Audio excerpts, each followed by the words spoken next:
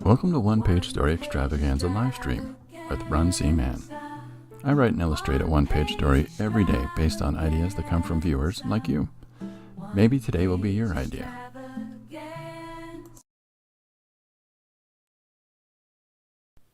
All right, I think we're all set here. And clickety click. There we go. All right, so hi everybody. It's noon, so you know what that means. It's time to have some fun. Okay. You know that I'm starting things off in a serious bent if I've pulled the old pipe out, because nothing says serious like a pipe that blows bubbles. Okay. Hiya, Chris. Welcome aboard. Okay, so I appreciate everybody that's coming out today. I'm really kind of excited. It's the new book is out, and let me show you a picture to just make that point. What? Oh my goodness! There it is. That's today. The new comic is out there on the magic of the interwebs, and yeah. So we're excited, and we've got some different things to show you. But yeah, welcome everybody that's coming out. This is going to be a fun day.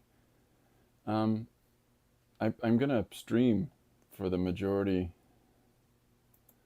of the afternoon. And so I've got a couple different things set up. Like I've got, if I switch over to here, what just happened there? And then I switch back over to there. What? Yeah. So I've got some stuff figured out here in the studio with the cameras and so on and so forth. But yeah, you know, Chris can be here for an hour. Well, I'm happy that you're here. Thanks for coming out, Chris. I wanted to get set up so that I could have guests today and but I don't have StreamYard anymore because they tried to charge me for triple the amount that I was signed up for, and I'm like, that's crazy. Sorry, sir, that's the amount. I went, okay, goodbye. Get my StreamYard account, and you know, because it was a crazy amount of money. I mean, you know, beyond what it normally is. So I have a sip of coffee here. All right, so I've got some things loaded up in. I've got some little breaks planned, some video breaks over the course of this afternoon where, yeah, so I've loaded up a number of the one-page story read-alongs, and so I've got a couple little playlists ready in case I need to excise myself for a moment and, you know, various bits of fun.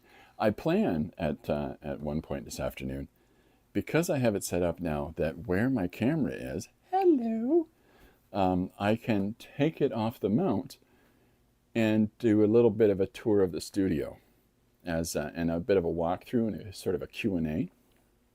So we'll be doing that this afternoon and visiting Corbin over there where he's snoring at the moment. What a guy. You know, so there's, you know, we've just got some things set up and some steps to go through and to have some fun. Chris said, I heard a lot of people are quitting StreamYard because of that. Is that true? Okay, so it wasn't only me. That's good to hear. And I was trying to piece together why this happened. And so thank you for the confirmation, Chris, that other people are quitting for the same reasons. It's unfortunate, but, you know, I think that when they were at the height of their usage, it was during, of course, the pandemic. And, you know, as that's over now, so the big volume usage and the big volume monies that they were making have been sort of weaning out. And the people that are still using it are probably the ones that are, you know, have really actually been utilizing it. So they want to keep up, whether they have shareholders or whether they're just interested in the dollars. I think that's why the price went up for StreamYard, is because of the fact that, you know, they were seeing large losses and yet their consumption rate was still high. So because the people that were still there were the ones that were truly utilizing it. So they need to pay more money. So, it makes sense. It makes sense why they did what they did. You add all kinds of extra services. You add all kinds of extra expectations. You're going to have to get some remuneration for that, I'm sure. But, some of us just can't afford that remuneration. And, all right, it ain't for making money, folks. Okay, I got to stop. I got to put my pipe away. I'm going to be doing that all afternoon. Or will I? Okay, that's the sort of joke that my son Sean tells. So that was for Sean, I guess. Okay, in camera. Let's get having some fun. Chris says someone went back to the free plan. I am not surprised. Problem with the free plan is that it doesn't offer 1080p where I am. It offers 720, and that looks terrible. And I'm trying to improve my quality of things and have been doing so for a little bit. So, it's an unusual time that I'm here today, and but I'll be here through the afternoon, so I'm sure we'll see one or two people come and hang out. What I've got on camera right now is 3 bits of fun. These are the 3 books that we have put out now on Amazon. There's a 1-page volume 1, and then there's the alphabet book, volume 1, which is going to be the only volume, because I have a whole bunch of portrait format pages. It was just the reason that I did alphabet book. I have a whole bunch of portrait format pages that we've done 1-page stories in, but we'll be doing it as a 1-page story book. So 1 and 2 are now out, and they show as a series on Amazon, which is kind of funky. So, pardon me with that whole slurping in a cup. So what we've got going here is a continuation of the same thing. Nothing's really changed except for, of course, the indicia stuff. But both books operate the same way in a landscape format. So this is why both covers, while the text is upright, the image leads the viewer to go, oh, what? And ideally, that is sort of a hint that inside is what? More of the same. So as opposed to the entire book being in a portrait format, or else the picture would be oriented correctly. So it's not that I'm crazy. I got a plan. I always got a plan. So the new cover is the same scenario as well. So, and it leads to what? The same interior. Well, not the same interior, but the same format of interior. So the first book, 78 pages, and we got a whole truck of 1-page stories included in there. And then the new book, alphabet book was also 78 pages, but in a portrait format. And then our new 1-page volume 2, 78 pages again. It's almost like, I'm trying to be consistent. So I've already got a bunch of volume 3 pieced together for release the end of the year. And in the meantime, I'm finishing a book that will also be 78 pages, which is a one continuous story broken up into little chapters. So, and it's called Stream of Conceitedness. And the reason it's called Stream of Conceitedness is that it's a stream of consciousness book, and the main character is drawn to look like me, which is the conceited part. So we're aiming for that for the fall winter schedule here. So, which is funny because we're in the start of the year winter schedule here. Hence the cover for today's stream is me standing in a snowbank. So anybody that looks up this stream on YouTube will see me standing there waving, "Hi, how you doing?" in a snowbank. So, which is a very Canadian thing to do. The snowfall in the last week has led to a 5-foot tall snowbank on our front yard of our house. So, a bit of shoveling has been going on. So yeah, you got to stay warm, folks. So today's one page that's coming out, and I'll probably talk about this a couple times. I've got the same format for pages, but instead of trying to show you this way, I thought I'd show you on the U of tubes, or on the in Photoshop. So the first story is Complex Deep Think, and but basically the gist of the pages is that, as you can see, I'm going to get my big old head out of the road here. You know what? Why don't we do this? Hi again. Okay. It's ridiculous. It's ridiculous day. I'm having a ridiculous day. Did I go the right way or the wrong way? We'll see in a minute.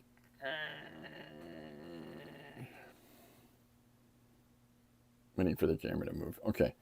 Well, it went the wrong way. Okay, so there we go. So the way that I've got the pages set up is here's the page at the top, the suggestion underneath, and what my thinking was below that. But if you look on the original pages, and I'll open right to this one, and the reason I picked this is because it's the first. I also include on the side an example of the original art. And so by doing that, also this is another little additional trick that I've done in the 2 one-page books. The original art is facing upright. So when you open a book, most of the art is oriented towards it being profile. So then you should go, wait a minute, and open it up that way. So that's where you see what the samples of the original art look like. And in some instances, I mean, you'll see that I've drawn it in pencil or marker and finished it digitally. So, which is good fun in the sun. The pages as they're laid out, as they're put into the book, I'm just trying to show as many different sort of ways that we were doing one-page stories back then from the different suggestions that were coming in. And I've been having a lot of fun doing all this. So, there's a number of the 500 years from now, starring Dr. Corbell Johansson. So there's 4 more of those in volume 2 because of we had a session where people were giving me ideas for 500 years from now, and then I kept doing those pages, different stories set in that sort of paradigm, and each of those starred Dr. Corbell Johansson. So we've got a number of those that appear in the book, including one that stars our good friend, references our good friend Joshua Kimball, and another one that references and is co-created by our good friend Jim Luan. So very exciting. And then we've got some jelly-plated images, some mixed media stuff there, and some digital work over top of pages that were drawn in white on dark surfaces as well. So we're trying all kinds of different medium, right? This is, of course, graphite and pen on paper. And in this case, the suggestion is from 3 words. This suggestion is from an idea suggested through a sentence. There's one of our 500-year series. Here's another suggestion through a sentence. So just trying to keep the listing of them shaken up. Like this suggestion, Godzilla in therapy. This is a fun suggestion, but how do you go about doing Godzilla in therapy? By having him talk to a therapist, silly. So there's that. And then this one, and the reason that I'm going to stop on this one for now is because when we did this page, the suggestions as we were talking over the course of the stream that I started illustrating all of these in, we were writing down various movies that people really, really enjoy and referencing movies to one another. And so this is my take on describing some of these films. Like Midnight Run, which stars Robert De Niro Jr. I'm always going to call him Jr. because his dad was Robert De Niro as well. He was a painter who studied under Hans Hofmann. Anyhow, rather than focus on the whole plot of him being a bounty hunter and chasing a guy across the country for this bounty, I focus on Yaphet Kotto's character, who's the FBI guy chasing the two of them. And so my suggestion of Midnight Run is it's an annoyed FBI agent has to replace his sunglasses repeatedly, which is true. A number of times his sunglasses are damaged or stolen in the course of that movie. So The Shining is about a man that gets lost in a maze after his kid rides a bike all over a hotel's carpet. So these are my versions of describing some of these films. One Flew Over the Cuckoo's Nest has a nurse that has control issues, a boat ride, and gum. So these are just, yeah. I am arguably what's called a silly person. So yeah. So these are fun in the sun, different ways of interpreting film plots. I like doing stuff like that. I really do. And no matter what it is, when people give suggestions, I tend to do my own take on it in the first place. Like I tend to, if you suggest something, and it doesn't matter how on point it is. Like I don't do scripts, and I don't do, if somebody gives me like an eight line paragraph of here's the whole story, I'm like, yeah, nope, not doing that. Because in order, for people to get me to do those things, that's called contract work. And, I'm not interested in this instance in doing that. If they're interested in setting up a story or something like that, doing a book or things like that, of course I'm interested in those. But when it comes to, here's a one-page suggestion and you give me the dictionary, no, you're missing the point. So we've got, I've got a couple of those in the early period of doing this, 2022, 23. But I haven't gotten many of those since. And I think it's because people sort of understand the spirit of it more readily from the examples given. And specifically in the one-page Extravaganza 1. And now, of course, in one-page Extravaganza 2, having the suggestions at the bottom of the page. So when I had produced the first one-page book, I had a few people specifically tell me that they don't want their name in the book. Like they don't want to be suggested by blank, And so because of that, I thought, well, I don't want to have name withheld on pages because that's ridiculous. And in the sense that it just sounds so, well, why was the name withheld? It leads to speculation on what's the wherefore and why of that. So rather than getting into that silliness, and it's honest, it's people, I don't want my name in anything. Okay, good. But rather than get into that, I haven't listed who the suggestions are from in the book. However, I do name who suggestions come from on my posts on Instagram and Facebook and Patreon. But I use their last name as an initial. I don't list their entire name. I do the first name and the last name's initial to still allow those people to have some measure of autonomy. Because if you say Bob L. and Bob wants his name withheld, well, not everybody knows who Bob L. is, Bob, So, so that's how that's my sort of workaround for that, and trying to be respectful and courteous, and at the same time, not lead to unnecessary speculation about some redaction that's in the book. So it's not a case of not wanting to include people. It's just a case of, in the print part of it, respecting those that don't want their name included, even their first name. So I respect that. And of course, in the earlier days, which is of us doing this, 2023 is where these pages are from.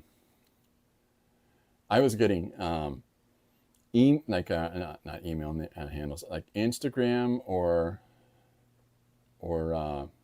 whatever their internet name is, listed it. And so this suggestion comes from, and here's their internet name. And so, some of those are a little bit wacky, and some of those are a little hard to put in anonymously. So because it's one word and it's a weird jumble of a phrase. So again, trying to be respectful of all that. So that's why there's no listing of names in the books, but at the same time, they're on the social media posts to some extent. So we've got 2 now, and I'm really quite excited about it. Both of these covers are pages that I've done, 1-page story pages. And so just give me a second over here to pull something up. The original story page for the cover for book 1 is included in book 2. So there's the original story, and this image is what was used for the cover of book 1. So if you're interested in what's that come from, I recognize that from someplace, that's where. So, and in volume 3 that's being assembled, the cover of book 2, the story that this is from, the 1-page story, is in book 3. So, and I'm going to do that through each book. And because we've done X amount of pages now,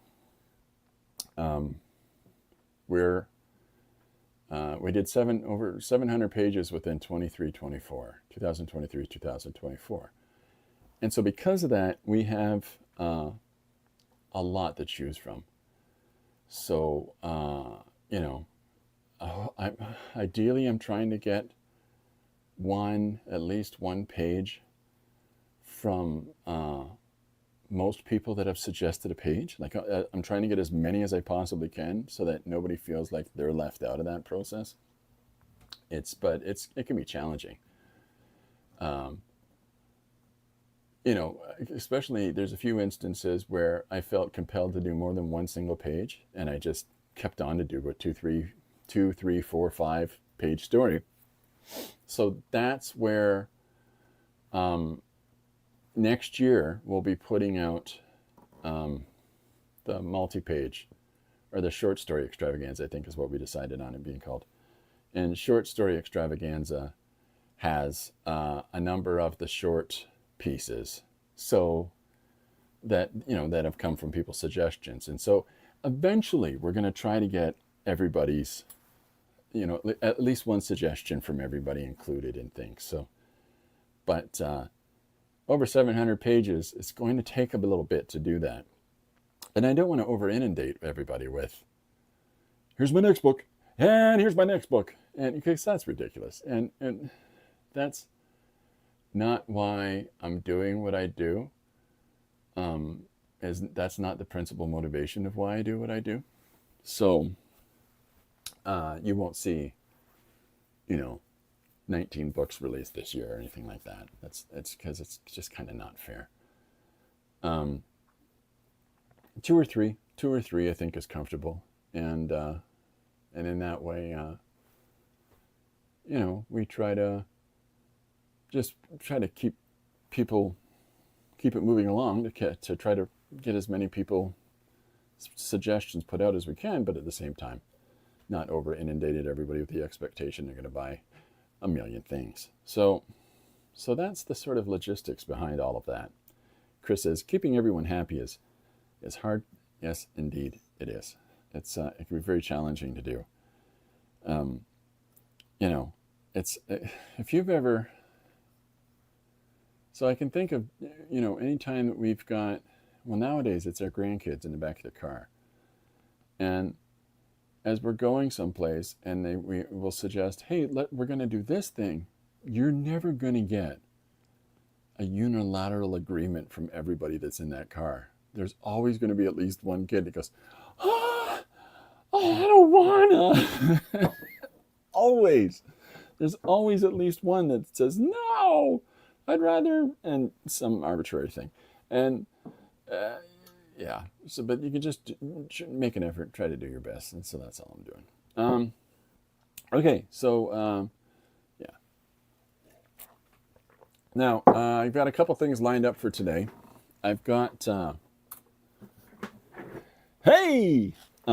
got it set up so that some of the stuff that we can do today is when people give suggestions in, and those come from folks for a page, that's well and good. But the reason that I showed the one panel movie recaps page that's in this one, volume 2, is because that page is made from a number of different suggestions. And, it's the principal idea is there. And then that number of different suggestions that came along over the course of the stream that we did is what filled out the page. So we're going to do something similar today. Now, I've done this before, and this is the sort of thing that I've done, I don't know how many times, a number of times, when I'll go into grade schools primarily. And this is the method in those grade schools that I use in order to gauge the kids in the creative process of making a story.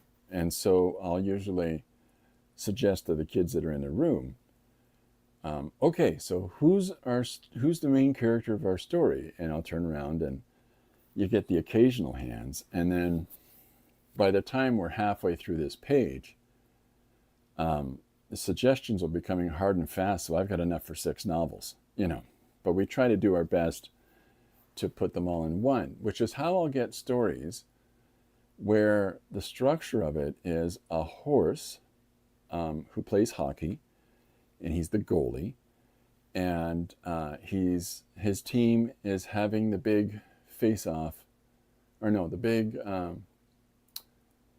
Stanley Cup game against the Penguins, and so over the course of that session in the classroom with these grade school young people, we'll put together that page, and so I'll ask questions like, what do we have this person saying here? What do we have this person saying there? So I thought it might be fun to, similar to the method of the one page or one panel movie recaps, I thought it might be fun if we try that principle today, because streaming for the afternoon, and this is my way of being excited and celebrating the release of One Page 2, but streaming through the afternoon gives us time to do it. With a couple little breaks. I've got some fun little video things to show you. But yeah, so I'm going to open it up, and if anybody has an idea for 2 things, let's start off with 2 things. And one is a character, the Pope, but he's a bear, or whatever it might be, right? So a character and a context, or where the character is. So if anybody suggests one of those things, that's where we'll start our page, and we're going to go from there and see what we can put together. That's the plan, everybody. So if you guys are on board with that, please feel free to put your suggestions down in the chat for this video that's on YouTube here. I have the chat function opened up so that everybody should be able to see it. Don't be shy and don't feel embarrassed. And if I'm at work, Chris, I can't type things, or I'm driving my car and listening, I completely appreciate that. Or I don't want to talk to you. So all those things are fine. Reaching. Coffee. So yeah.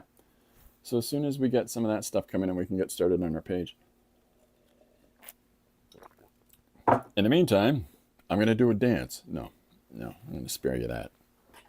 Okay, so yeah. So I've also got, and people, you're welcome to let me know. We can plot a time. What time is it now? 12:30. We can plot a time where we'll do a studio. Like I'll be able to do a walk around studio tour.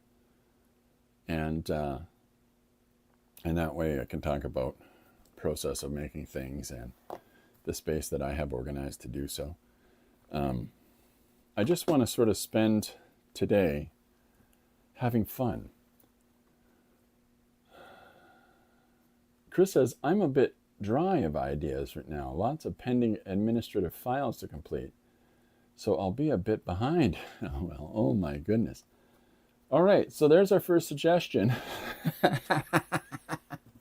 All right, so I've got, I have a piece of paper. Boy, do I.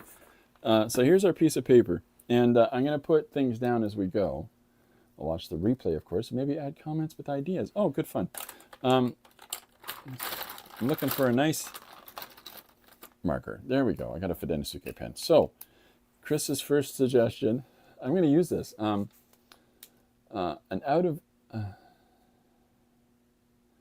Let's see how we're going to put this. Somebody doing getting administrative files done. Let's put it this way. Someone behind on administrative. Is it yeah, it's administrative. Administrative file work. That's out of ideas. How's that? Is that okay? Because that's kind of fun. Draw somebody overwhelmed by administrative work forms. They can easily check online. Okay, someone overwhelmed. So let's change it to overwhelmed by administrative forms that let's do this. I'm sorry. Someone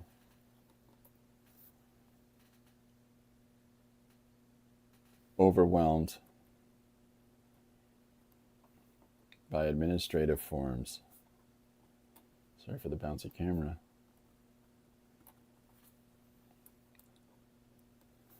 That can easily be checked online. Okay, there's our first one. So there's our first suggestion for today's page. So, doing things this way, what's Chris said, all the information's there. It's available for all to see. They just want us to list it and sign it. Yeah, people will always take the path of the least amount of effort on their part, right? Which is a challenge, especially in an instance where, nobody, I don't think really, as far as it goes for classroom teachers, and I'm not talking about, office administrative types but classroom teachers, they didn't get in it for the paperwork. They got in it for the love of teaching. So that's, when the students are like, just put it all on paper and I'll sign it, is so discourteous towards the people whose passion isn't really that. Just do it. Chris says, it's useless, but we have to do it. There we go. All right. I'm not surprised that you could write a scary sci-fi war movie and a planet is about to get blowed up in order to make way for the Galactic Empire to have whatever it wants, and on the side of the device it's going to blow up the planet, it says we're sorry we have to do it. Yeah. Okay, there's a really funny bit in Douglas Adams' Hitchhiker's Guide to the Galaxy. At the very beginning of it, Douglas Adams has this character called Arthur Dent, and Arthur Dent is lying in front of a big tractor with a shovel part on the front. Can't remember the name. And that's going to knock his house down because they need to make way for a big bypass road to go there. Nobody's told him this. 6 months ago, they put it up on a bulletin board in the basement of the city hall type thing. But nobody told him. So he's lying in front of all these construction vehicles and crews, in protest of his house being knocked down. And, his friend comes and picks him up and takes him to the pub and bribes all the construction workers with peanuts and beer.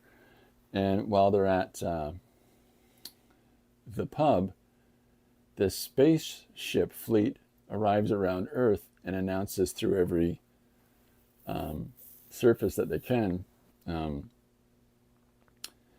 that Earth is about to be destroyed in order to make way for an interstellar bypass, and there's no point in complaining about it because it was put up on a bulletin board in Alpha Centauri for at least 600 of your Earth cycles. So it's like this fantastic increasing arc, but the best part of this Vogon race that does it is that they don't have any ideas and they don't think. They just do things. They just do bureaucratic things because somebody has to do it. So it's that same principle, Chris. Okay, so somebody overwhelmed by administrative forms that can easily be checked online.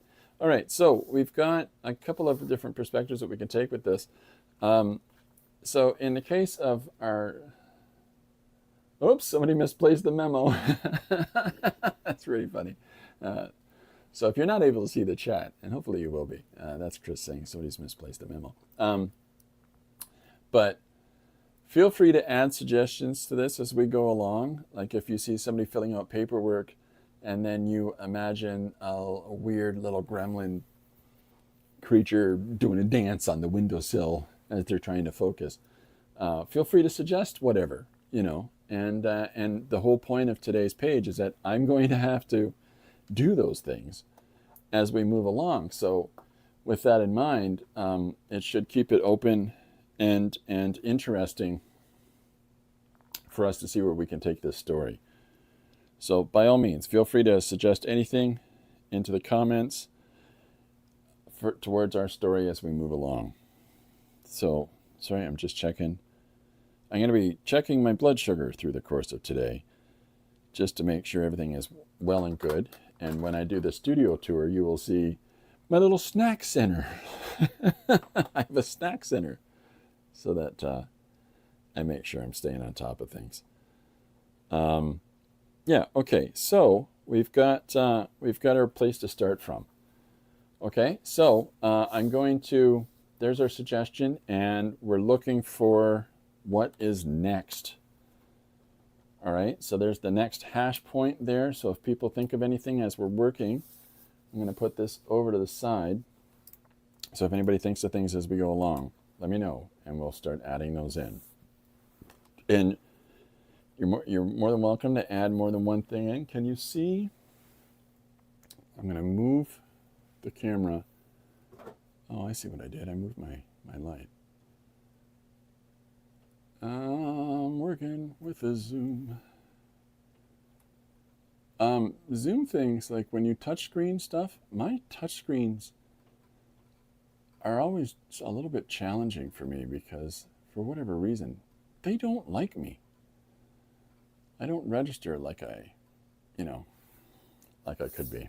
Okay, so there we go. We've got our first panel that we're going to be working on first and foremost right here. I don't know if that's going to pick up well enough. So what I can do is switch colors here. We have the technologies to switch colors.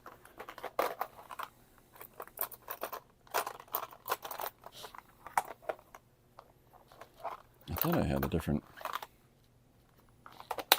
Oh, I think it's in the box. All right. So there's our pink one. And we'll switch to our purple one. Okay. Chris says, This could be the sequel to the movie Falling Down with Michael Douglas. Oh boy, um, that man just wanted he wanted an egg McMuffin or something from the breakfast menu, and they wouldn't give it to him. All right, so first and foremost, we're going to draw our person at the desk. Let's have the head leaning against the hand, and we've got them going through their paperwork here. They're all of their, the fun things that people love to do. Paperwork. Who doesn't love paperwork?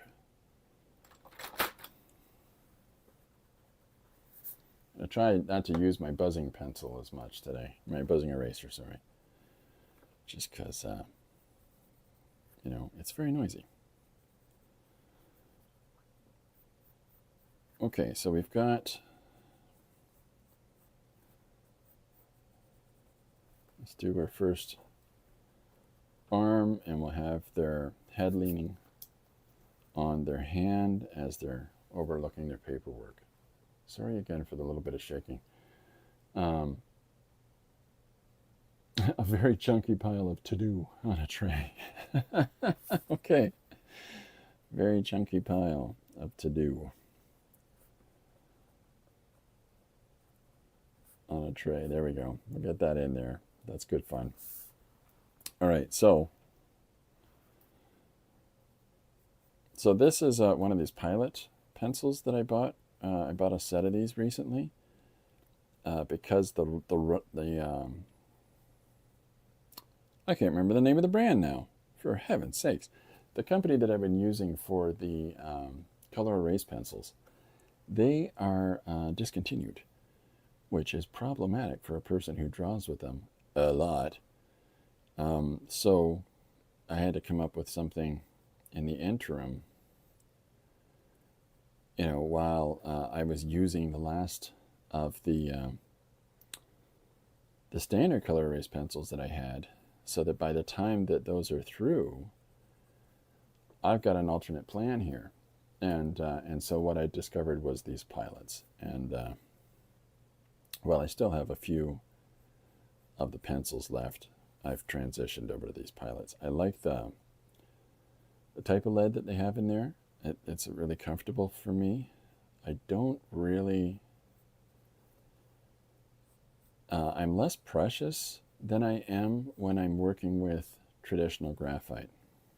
It's a strange headspace, but it's... For some reason, when we use different tools, sometimes we change the speed at which we go. Oh, thank you. Chris says, color erase was Prismacolor, and they were pricey. Yeah, well, $2 a pencil, and,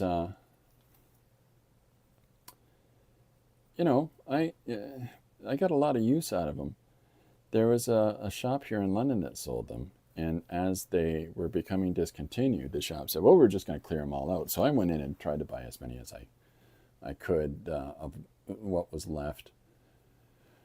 That was in the shop. And I'm not talking about, I bought 60 pencils, because who's got that, if you got that kind of money, just order it online. Don't clear out the shop, because other people need it. No, I bought as many as I could get that day, which is probably like 7 or 8. And I've been using these for a while.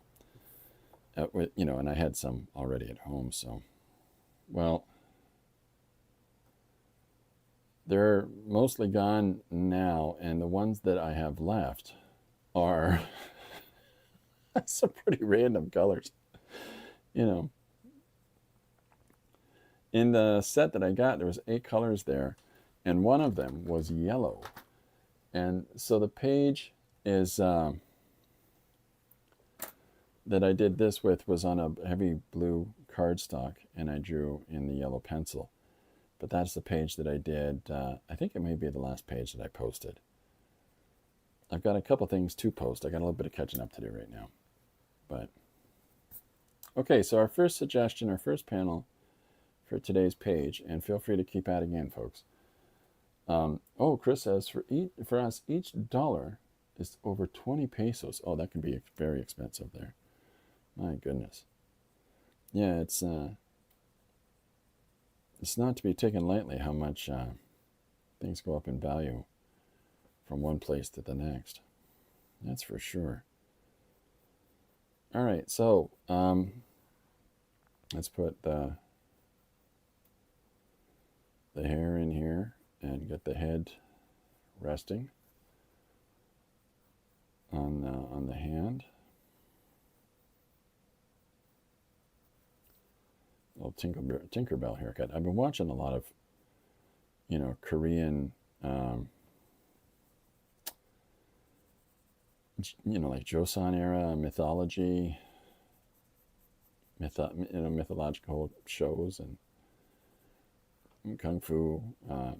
It's not kung fu. I know it's not kung fu. My brain is at a loss.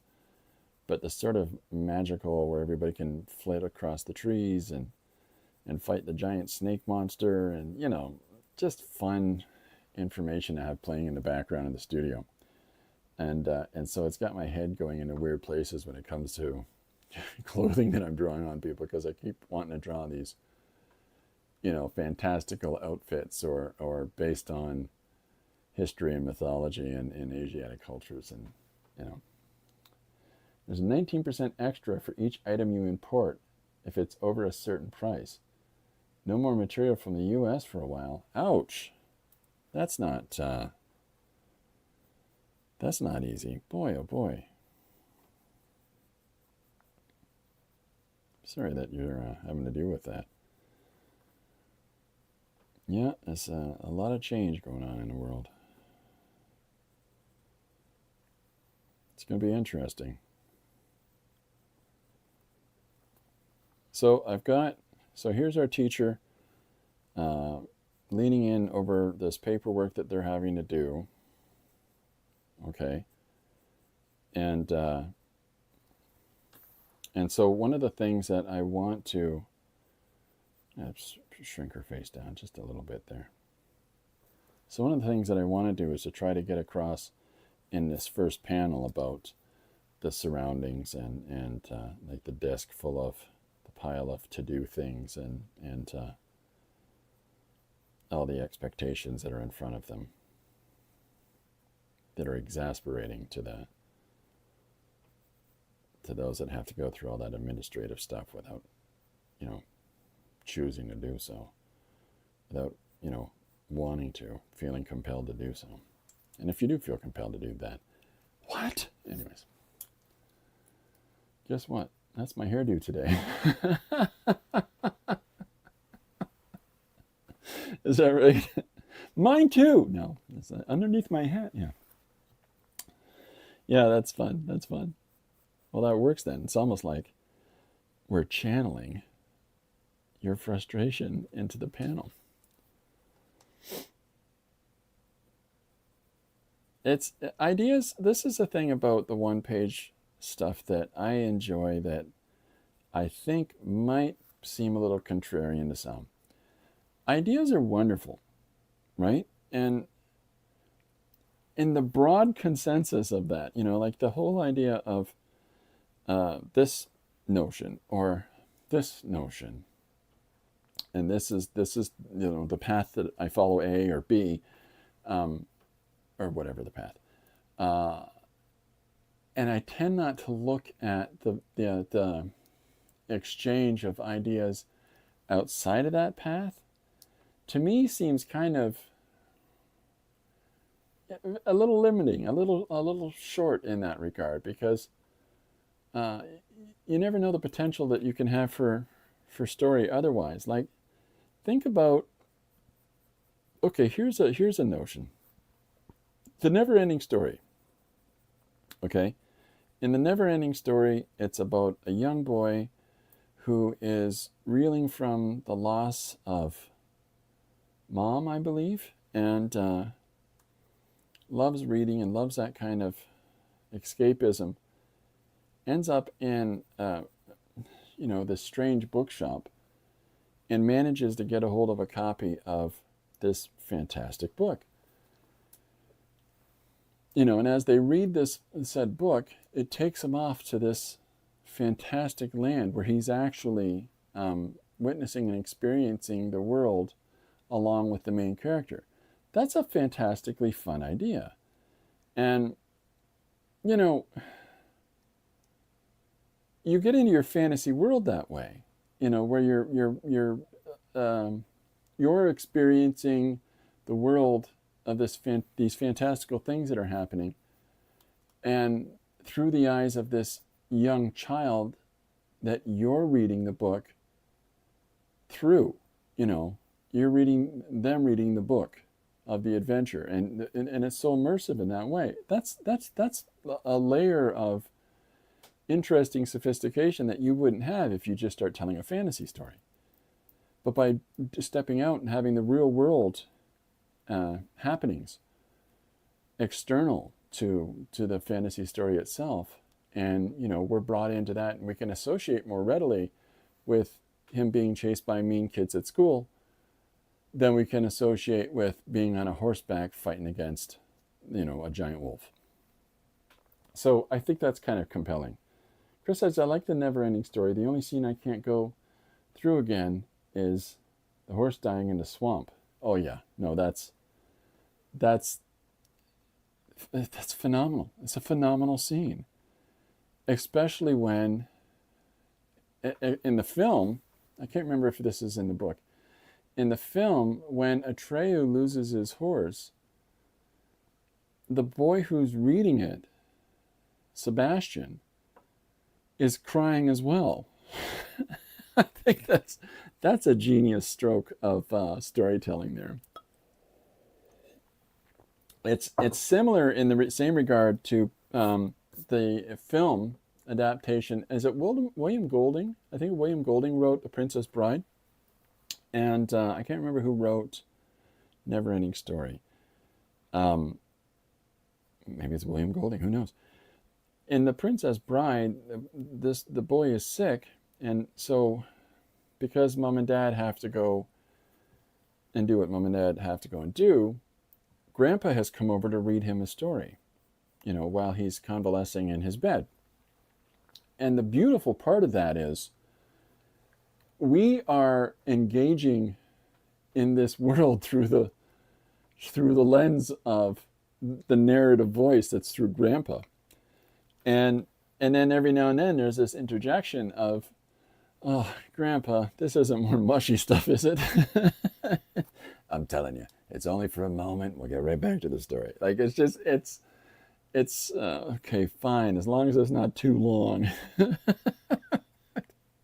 Because if you've ever sat down and read a book to a young person, that's what you go through.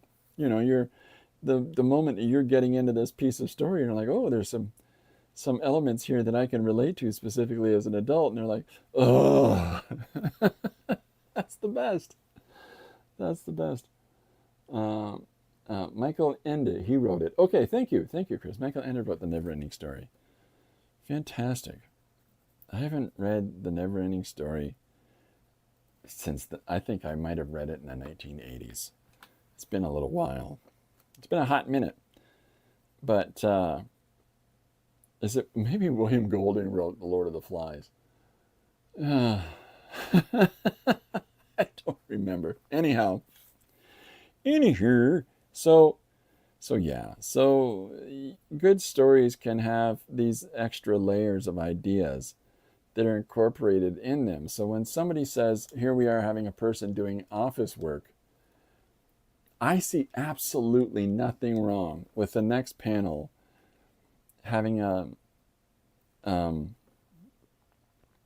some sort of really off the wall character come in through the window that is completely out of the expectation of what would be next. Like, you think they're going to be doing papers, and here comes a student or something like that. And it turns out that this administrator, all of the people they do administration for, they're dressed as clowns. And again, that's not a suggestion for today's page. I'm just saying taking that left turn can make it very interesting. There's a book. It's initially a comic book. They've done a television series of it called Happy. And Happy is about this dad who's estranged from his loved ones, and basically, the gist of it is that his biological child, his daughter, has been kidnapped. And so this down in his luck, I think he's a former police officer who has addiction issues. He starts hallucinating a little magic horse named Happy, and the hallucination is the imaginary friend of his daughter. And so the imaginary friend has gone to find her dad to go and rescue her. And it's only because of the surreal state, the despondent state that the father's in, that the surreality can happen. But what a fantastic turn that is. Who goes to try to solicit the person to rescue them, their loved one, but the imaginary friend of the joint loved one. That's just brilliant. Chris says, I got to go now. I've been having a great time. Time to go to work and teach for some hours. And then the files I need to send. Thanks, Chris, for coming on out. And thanks for your suggestion for panel 1. So, I mean, that's a lot of fun to me, that the idea of that. Just... And of course, he doesn't believe that this is real. He thinks he's finally, he thinks the cheese is finally slid off of his biscuit. And the cheese is done slid off his biscuit. Which makes it even more compelling. I read a series by Stephen R. Donaldson in the I think this was also in the 1980s. I read this series called The Chronicles of Thomas Covenant, the Unbeliever. And it's about an author who has, because of, I can't remember how he contracts it, but he develops leprosy. And unfortunately, it's not noticed right away, so that he has to have, that arm is way too long. So he has to have 2 of his fingers amputated. And so his white gold wedding ring that he wears, he has to switch to other fingers on his hand because he can no longer keep it where he had it because he doesn't have a finger there, his wedding finger. So it's an interesting series because at one point, again, and here comes a regular continuing thing that happens in a lot of novels, where there's a sense of remoteness or loss and dislocality from loved ones. He is trying to answer the phone to find out where his wife and child are, and he slips and bangs his head, and he wakes up in a fantastical land. And in said fantastical land, he is supposed to be a reincarnation of the great hero of this world's history. He doesn't believe an ounce of it. I just love that. He walks through everything, and they're all like, you seem to look like so and so, and I don't know. At some point, I got to wake up from this dream. This is just beyond crazy, and he doesn't believe in any of it. And of course, in the magical world, there's a magical plant that cures his disease, and it's just doing great. It's just that the whole series is in the sense that it's really playing with the notion of how much can we invest ourselves in this moment, in this magical world, this thing that's going on. Oh yeah, okay. Sorry, I was just signing off. So yeah, so there's all kinds of fun things like that in story. There's all kinds of situations and scenarios where you can take a left turn. So don't think that just because our first panel is this person who's inundated with, they're overwhelmed by administrative forms that people can easily check off online. That's just a fun starting point. So if anybody has any suggestion, it doesn't matter if it's in context with this, because what I'm saying from before is that we'll tie them together. feel free to put it in the chat. And away we go. I'm going to do this entire page this way. So it's a terrible, terrible line. Terrible line I've just drawn there.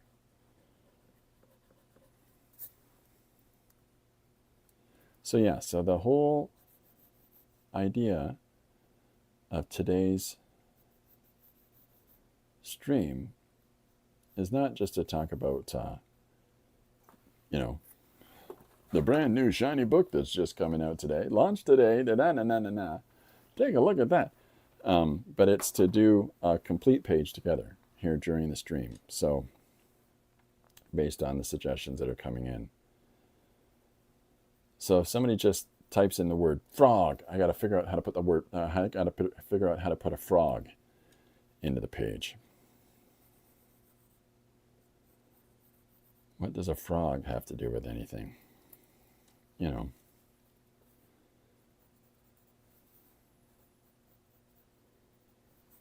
Because it's stuff like that, I think, that makes it interesting. It's stuff like that, the process. I think it's stuff like that that sort of makes you have to step outside a comfort zone and to appreciate the potential opportunity of, well, how do I go about incorporating this random element into that? How do I go about incorporating, whatever the next crazy notion that someone sends me? And I like that. I don't find any of those things to be, well, like the word I just used, like, crazy or odd or unapproachable. I think that if we can just look at things as opportunities, maybe they're a little bit challenging, maybe, but that challenge can help us to grow, And before you know it, we're doing things that we never would have considered. Are you all right? My cat is on the other side of the room, sneezing.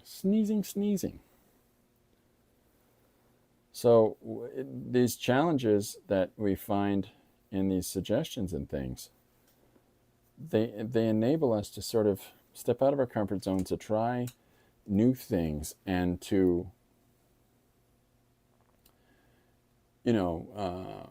encourage ourselves in different ways to get a handle on stuff that we may not have approached before. I'm a big proponent of that. I'm a big proponent of let yourself, lean into these kinds of things. And if people aren't too shy to put suggestions in, what I'll do is that I can still pick suggestions out of our book and just try to incorporate those in.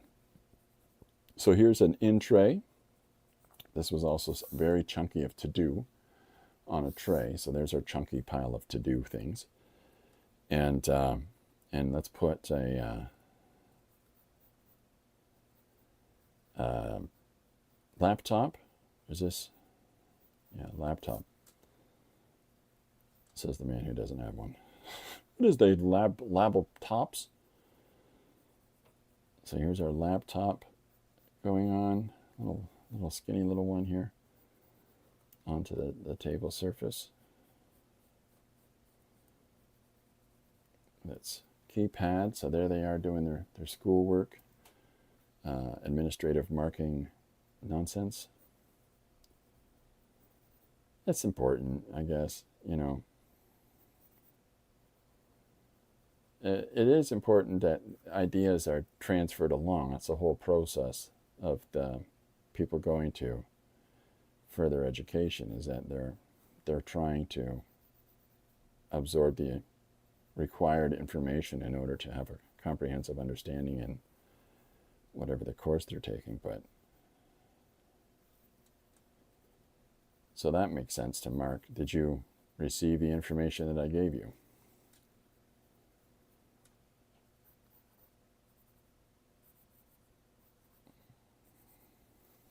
Okay, so we've got our administrative person coming together here, and this is a big pile of stuff. Let's have some fun.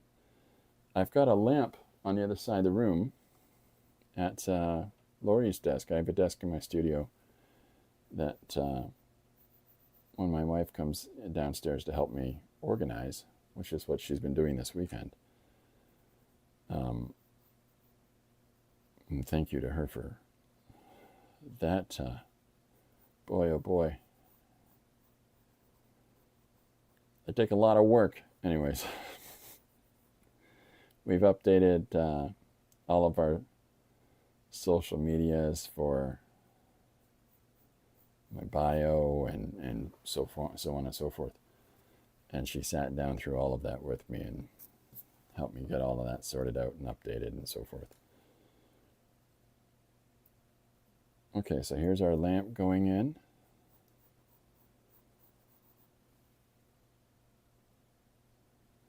Hopefully that camera's not still too crazy. So here's our 2-button on off. Can't really see the 2 separate buttons there. So here's this lamp on the table as well, and illuminating the book, so that lets us have some measure of understanding about some shadows going on throughout things, and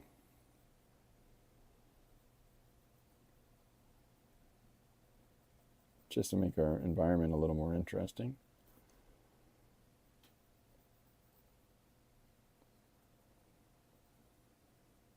There we go. And so that informs us a little bit about the shadow on our principal character's face here, and that there's going to be a little bit of shadow going on in the skin here. Everything's not so illuminated, because as the person's face is got this hard light over here on this side, we're going to have a whole bunch of shadow on this side of the face, which I'll put in with color. But it just makes it a little more interesting and compelling as we're drawing a bit the image to have a really prominent light source somewhere. Paul's joined us. Hey Paul, how you doing, sir? Congrats on the book. Thank you very much. I appreciate that. So Paul, I'll just let you know and remind people that are here. I'm drawing today's one-page story based on suggestions as they come in. So the suggestion for panel 1, somebody overwhelmed by administrative forms that can easily be checked online. So as I've got this teacher going through all this paperwork, whatever the next suggestion that comes in, I have to add that to the story. And so the whole point is, as the story moves along, it's going to do so from the suggestions as they're coming in. So feel free to throw suggestions into the mix here. Do they have to be, specifically related to, what this teacher is doing in the first panel? No. The suggestion for panel 2 could just as easily be frog. Well, my suggestion for your page is frog. I've got some things planned. I've got some video playlists of read-alongs for one-page stories from our book 1, and we're in the process of working on ones for book 2.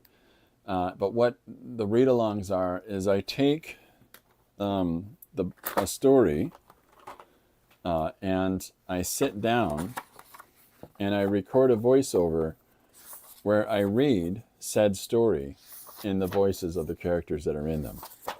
And so I have a number of those that, so Hey Kids Comics, this is what I was looking for.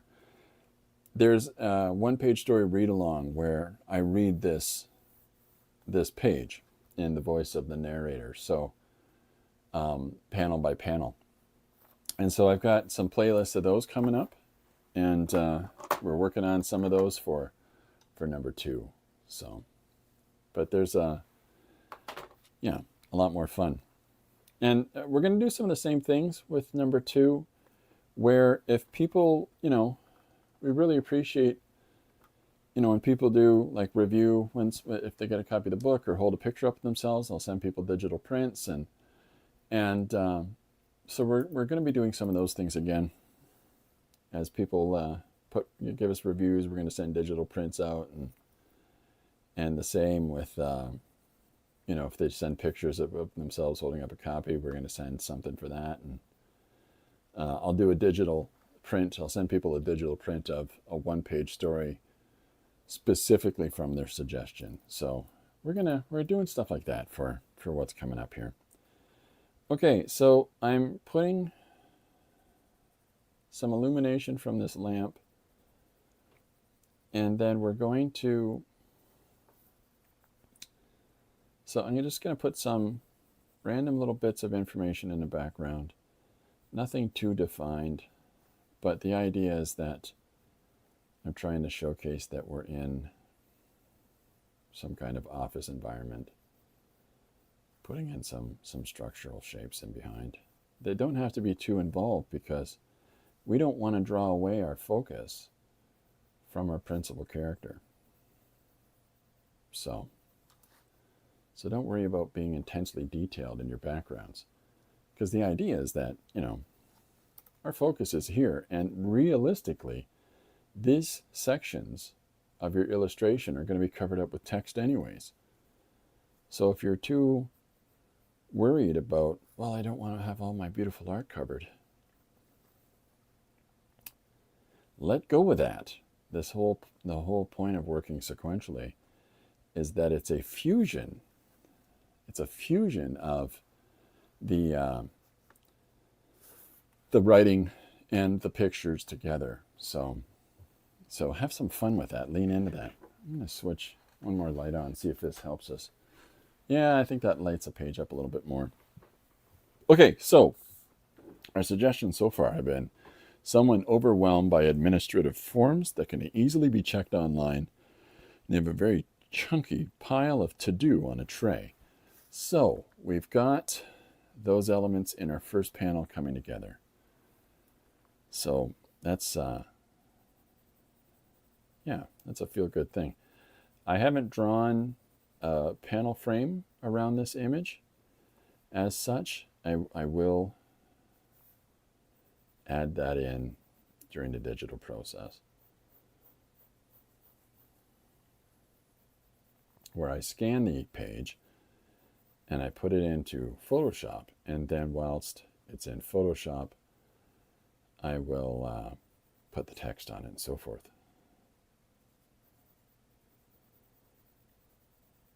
So I'm just adding in some rough shape language here. And so the idea is that it's sort of drawing in the background without necessarily actually drawing in the background. Defining the shape of the chair behind her a little bit more. And here's the floorboard in the room that they're in.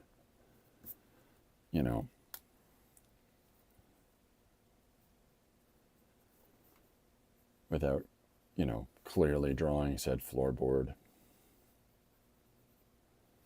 Might be better if I use a ruler at some point to draw some of these things.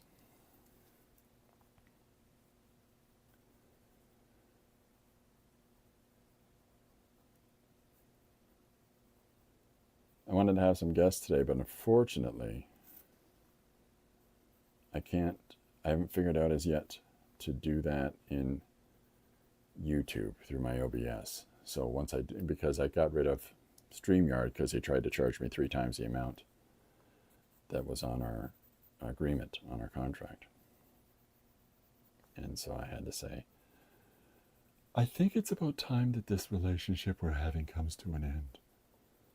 It's not you, it's me. And StreamYard's like, yeah, so I don't care.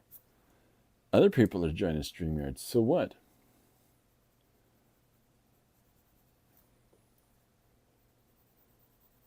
So what if you go over to Zoom? Nobody cares. Yeah. Okay, so here's, again, just drawing some of these little bits of information to move the eye around, just some shape language to fill out our background here. Not worry about too much, because again, text is going over top of this. Are you drawing with a pencil or a pen? The lines look blue or purple. So this is a purple Pilot mechanical pencil. I was talking about this earlier. I've got a whole series of these in orange, pink, purple, yellow, red, dark blue, light blue, and green. And yeah, so they're kind of handy because Prismacolor has discontinued at least their availability here in Canada. They're color erase pencils. And this is primarily what I enjoy drawing with, of all the mark making, pencil tools, rather than drawing with an HB graphite pencil. I prefer drawing with color erase pencils. So yeah, so I found these online, the Pilot brand, and they come with, and I'll show you this over here. They come with these. Now these are all, boy, they should give me a bazillion pencils because of how much I promote these. These are all different colored leads of color erase pencil crayons that for your different color erase pencils. Thank goodness that they have theme colors for the pencils themselves. Where's my pink one? Oh, there it is. Yeah. So yeah, so you've got refills for that, and you can buy the refills independently. These are great. I really enjoy them.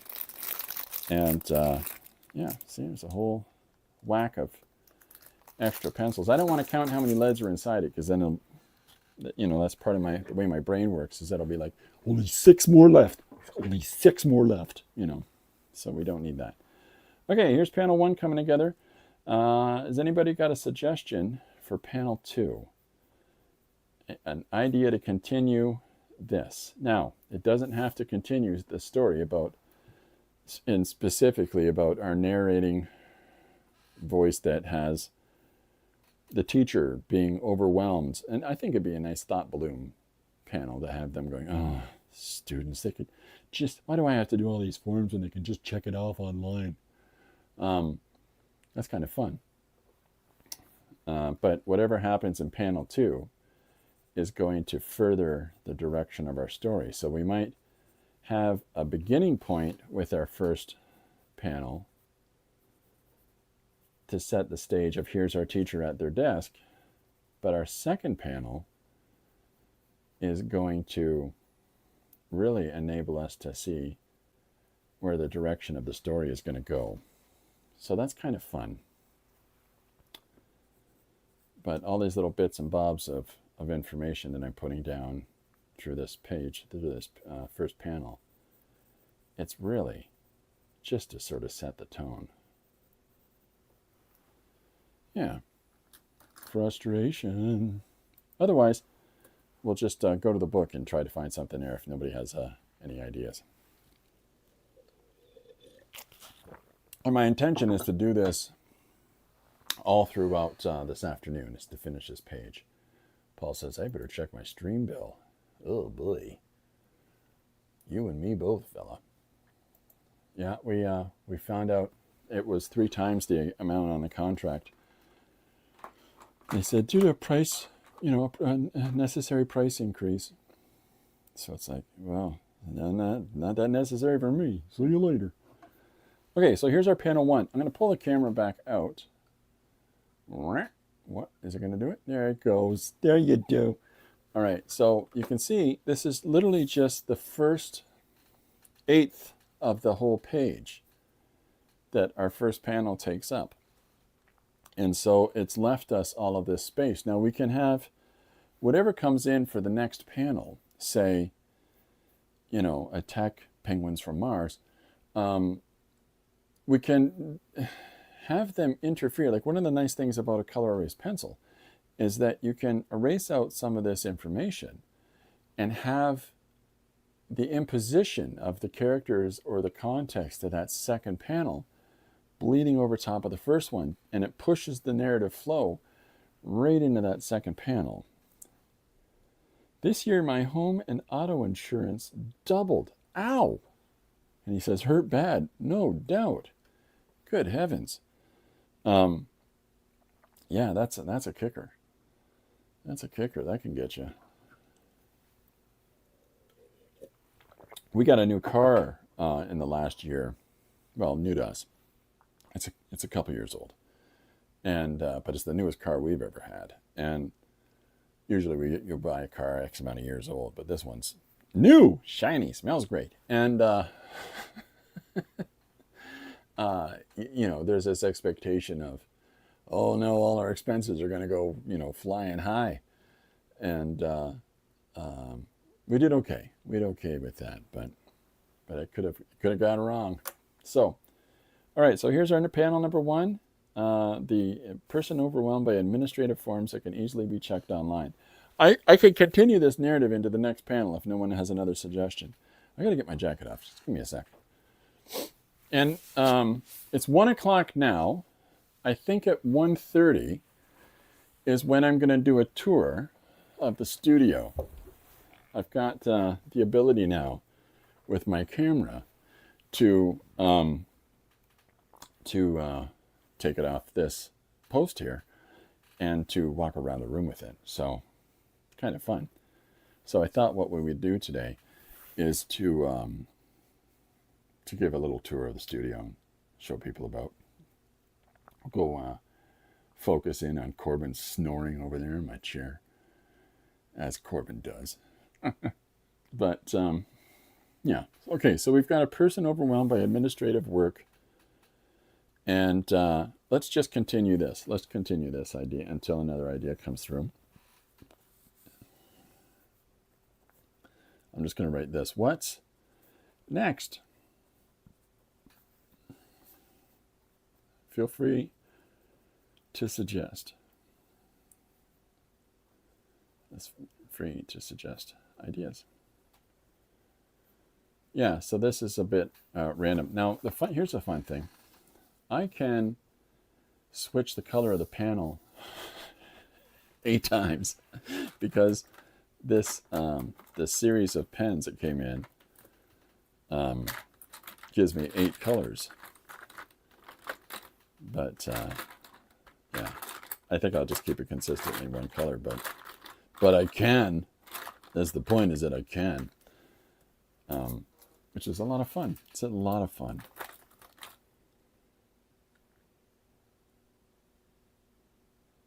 Okay, so there we go. Let's do number 2. I've got our first panel established where we've got our character who is going over the paperwork and just beyond themselves. So let's now have them. Let's do a shot of the forehead. Let's do the back of the hand. Let's do this. This might be a fun way to go about doing it.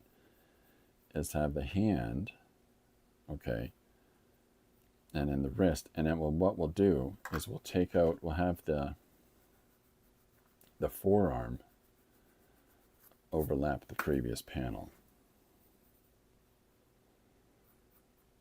Like a sir. Okay. So, and then we can focus in on the person who is exasperated at having to mark these papers, to grade all these crazy kids. It's a funny thing.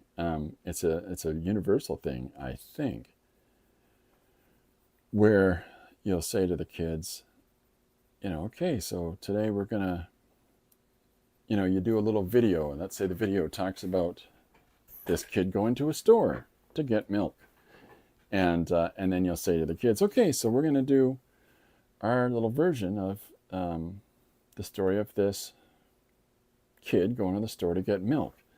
And always there'll be at least one student that puts their hand up and says, "What kid? Who's that? You know the 10-minute video you were just watching about the kid going to the store to get milk? Oh, yeah, I wasn't paying attention to that." You're like, 10 minutes? Kids are fun. Kids are crazy. So,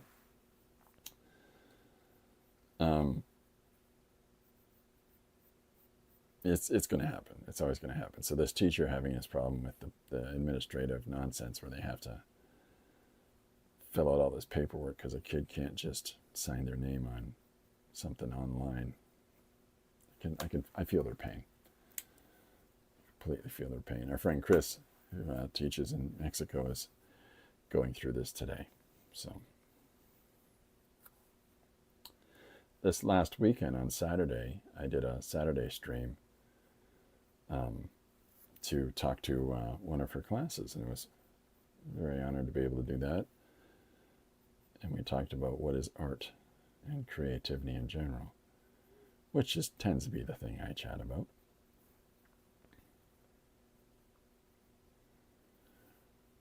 So it was nice. It was a lot of good questions from them.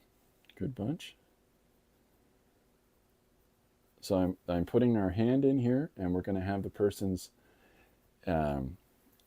scratching their eye, like just, oh, when you do this business, oh my goodness. Can't believe their entire school project's about soup, And I've got some read-alongs, videos to put up, and I got a piece called Cat's Corner. Cat's Corner with Corbin. All of this is on my Facebook right now. Or not my Facebook, I'm so sorry. My YouTube channel. We've added some things and having some fun, Yeah.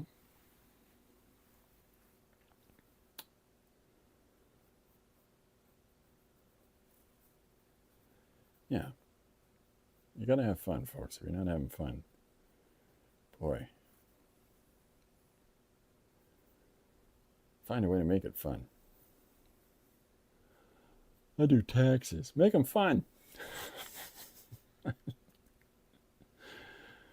Oh, why is my tax forms with all these different colored pen? Fun. The government is auditing me now. Anyways. Oh, audits are fun. Yeah, no.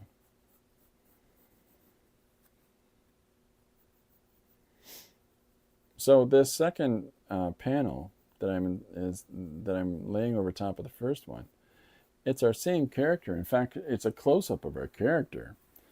But by drawing the second panel in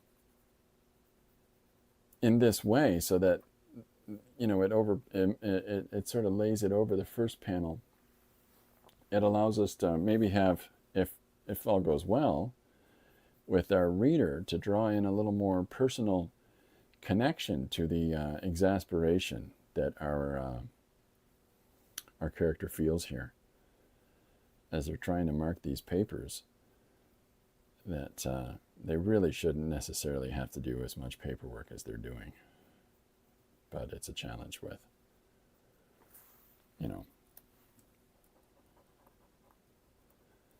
a generational thing, I think it is, really. There's a big disconnect right now. I think that's going to become more evidently so as my group gets older, my generation gets older for sure. Because as much as we'd like to think we're immersive to new technologies, that's not generally true. There's always outliers in any scenario, but a lot of us still, how do you make the interwebs work? Maybe not as much as our parents, but still enough to be problematic. And as technology is changing, and in the future it'll be like, where's the mouse? And we never use mice anymore. It's barbaric that you call those devices mice. Yeah, the world's going to be different.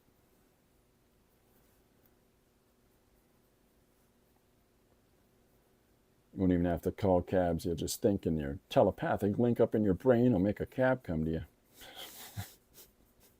That's a scary world. That is a scary, scary future. Okay, so I'm drawing in our, pardon me, our principal here as they're, rubbing their eyes a little bit. Ugh, really?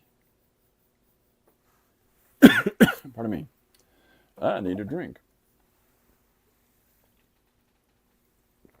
So I'm also curious as to what everybody's working on right now. If people have ongoing projects or anything they want to chat about, you're more than welcome to do so. So I'm going to put a little bit of hair coming around the sides like so.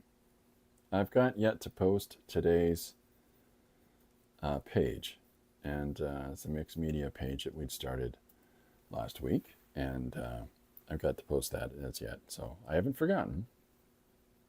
I just haven't done it. So we're going to put this, repeat this pattern into the hair. So yeah, if you like color erase pencils, I highly recommend these. Pardon me with the coughing, I'm sorry.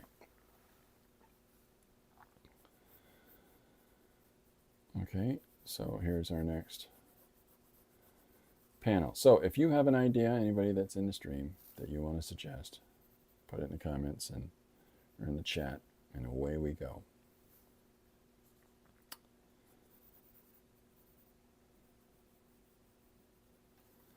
I had some fun little responses to the start of the year.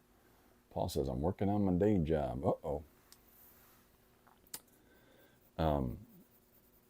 I did a 15-page story at the start of the year, and it was set in space, and I was playing with the idea of interweaving all of these characters from the various locations in the same one.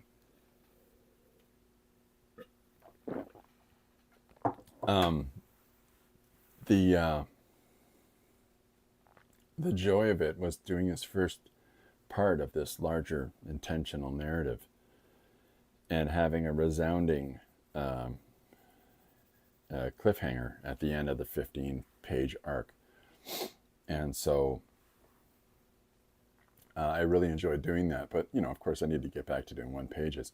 So that's why my one-page count is in the teens, as opposed to, having to be in the 30s there. Because, I wanted to do that. I wanted to play with this alternate page. So I didn't include any of the pages for that. And it didn't a number of pages from an intended second part that I didn't post. But the whole point of putting those together as one continuing little arc was just a sort of break from last year, over 700 pages in 2024. And, just wanted to just do something a little bit different on the stream for a hot minute. Paul says, I'm working on my day job. Tonight I'll write some more on about page 30 of 200 that's for book 4 for Paul.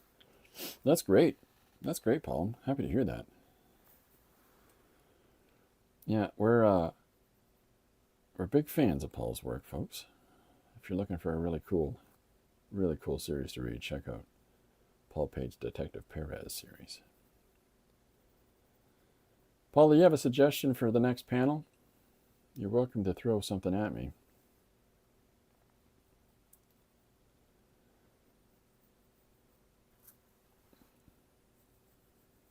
So here's our exasperated teacher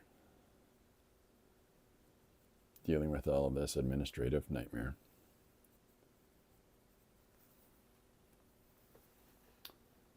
That's exciting. I love to hear about people working on their projects and,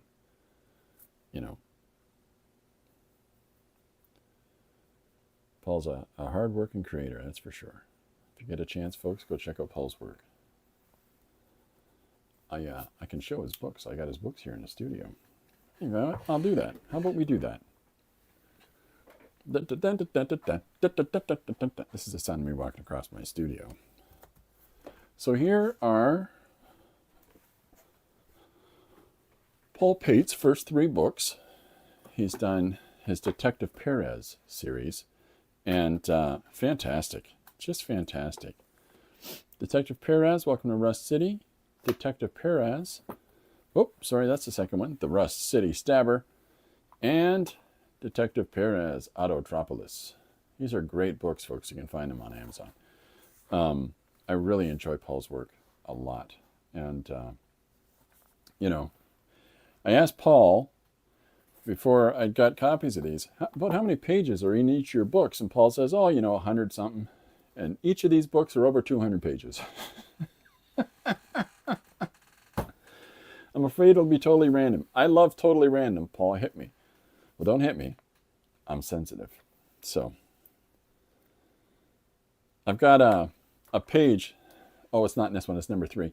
I've got a page in, I think it's in the one-page Extravaganza, volume 3, that'll come out eventually. And I've got a page based on, we'd watch Paul's, he did would do a Saturday morning stream, and watching Paul's Saturday morning stream, you could occasionally hear this beep in the background. Beep. What is that sound? And it was his alarm in the hallway, is that he needed to replace the battery in his fire alarm. And I'm like, change your battery. So I did a comic from a suggestion from somebody about the fire, him having to change the battery in his fire alarm, from somebody else that was listening to that in a stream, and that was a lot of fun. He has taken care of that, folks. Okay, so here's our character, and as I'm doing the face, it makes me realize I want to change the hairline, because that's what my brain does as I'm drawing. I look back and go, nope, I got to change that, make that different. There we are. Paul's suggestion: masking suppliers, snowflake? What? Masking suppliers, snowflake. All right. Oh, I still haven't fixed my smoke alarm. Okay, so let's get this out of the way. Masking? Is that right, Paul? Suppliers, snowflake. Okay. That's fine. I'm going to put a snowflake motif in there. Okay, so our next panel will be masking suppliers, snowflake. That's good. So I want to tighten that line in the chin. And then let's get... So refer to the previous panel, and to make sure there's consistency in your character's outfit, because it throws the reader right out of the narrative if suddenly their outfit changes from one image to the next. You don't want to do that. Okay. And we're going to put, let's get their hand in here.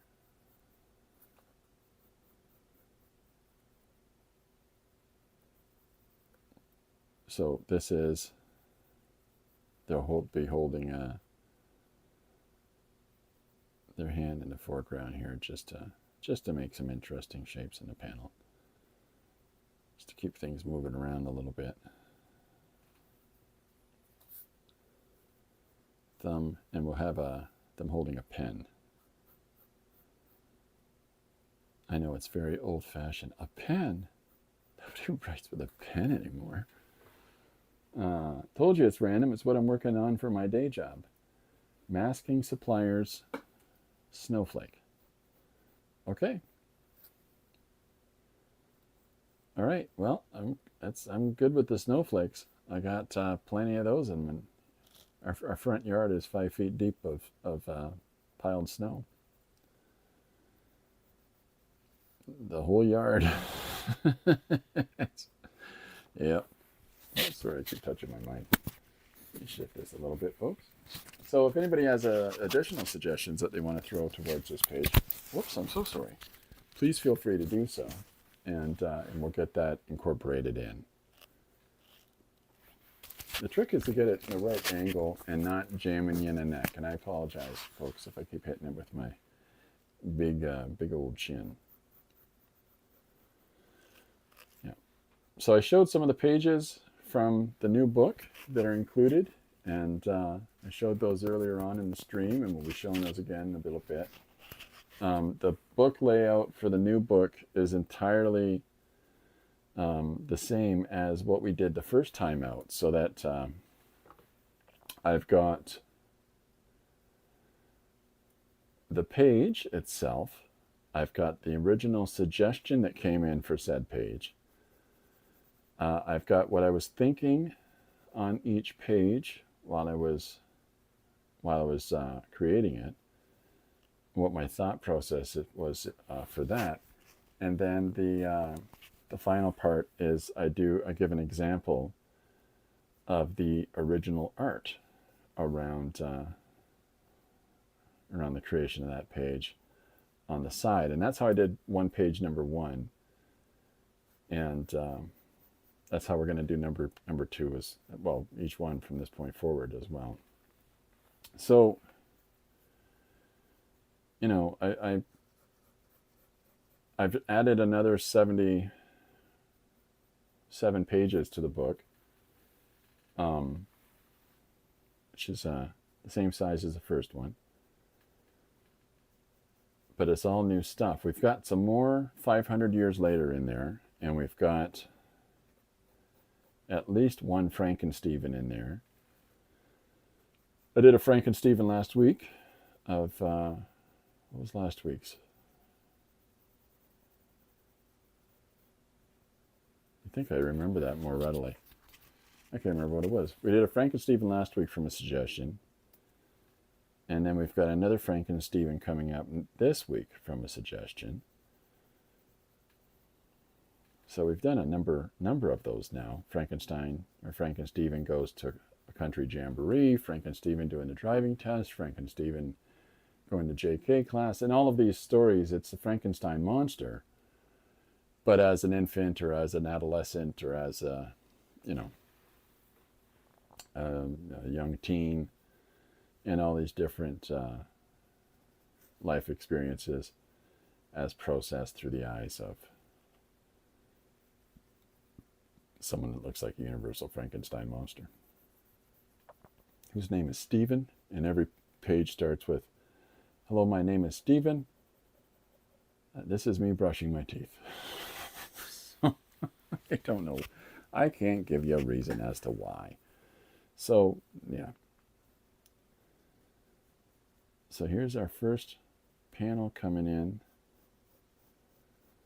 and our second panel now coming in.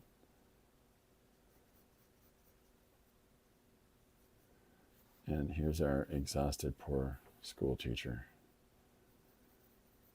having to deal with them crazy kids.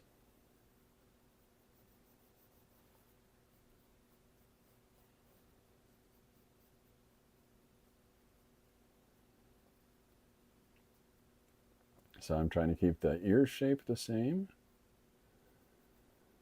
and the hair the same. The outfit, you see where I'm going with this? And by doing these things, it sort of allows me to have some measure of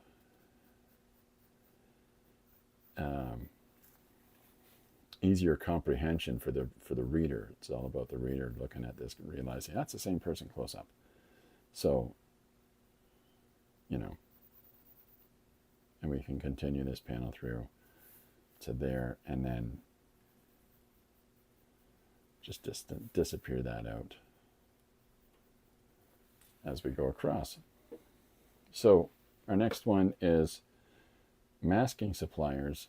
Snowflake is our next suggestion. Sorry, once again, I gotta move this. I realize what I think I've been doing wrong with it. And hopefully that's still okay for everybody to hear me. But now it's away from my neck, and that's better for all of us, I think. Okay, so we've got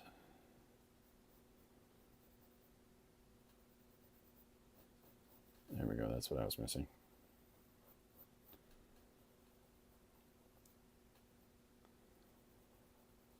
So we've got our second panel coming together. We'll finish off this hand. And so what I'm going to do now is I'm going to incorporate the masking suppliers, snowflakes, the problems caused therein.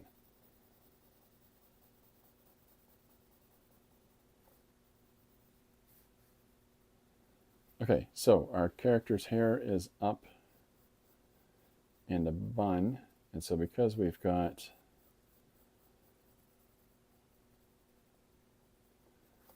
a little bit more real estate here for the back of the head, we're going to put some more interesting lines going on there. But we'll leave the value in the background.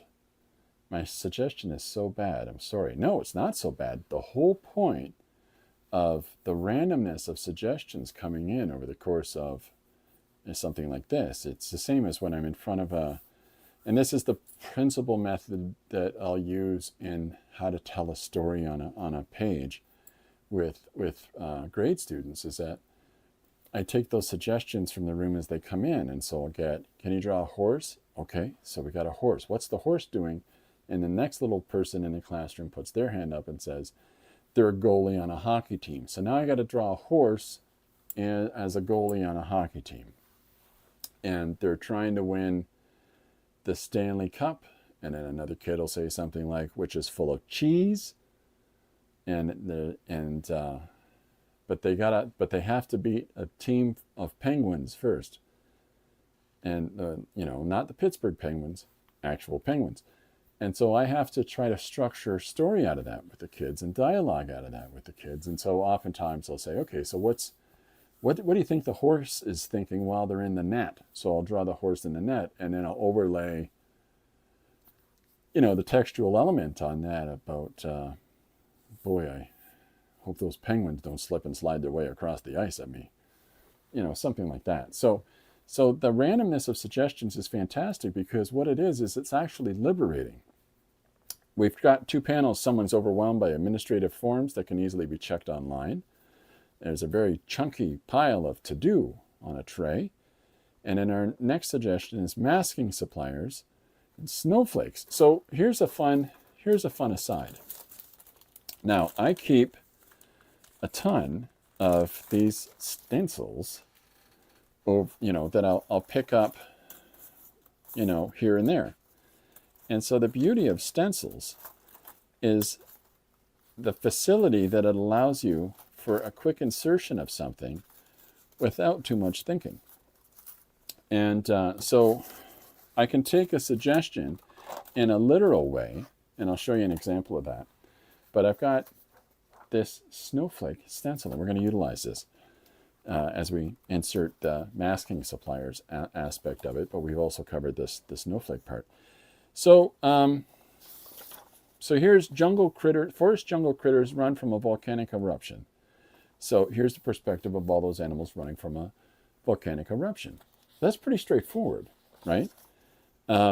Whereas, a story like Underneath, this is Christopher recounting the time he toured a submarine. And so in this thing, it's, very much is it about me going on a submarine tour, and as a person who's 5'18", I don't necessarily fit in the submarines. There's a lot of ducking and a lot of near misses and a few hits with the noggin as I'm going through the confines of a submarine. And yet at the same time, very enjoyable. I really, really enjoyed it. But, it's a reflection on my part. So while here's this, I'm taking this suggestion, which is very direct, about recounting it, but I'm using it as a reflection for me to give my perspective on how would I be in the context of serving aboard a sub. So there's a little additional to that. But when you get a suggestion like working on it, right? Working on it is about this person who's trying to catch these cute little, these little fox bears, or I can't remember what they're called. And, they're working on it. They're going to get a hold of one, but of course these guys aren't going to go easily. So that's taking this suggestion. Somebody's working on a problem, but it allows you so much more to do with it. So even, it doesn't matter what the suggestion is, you can do so much more with that. Like this suggestion is vulture, samurai, curious.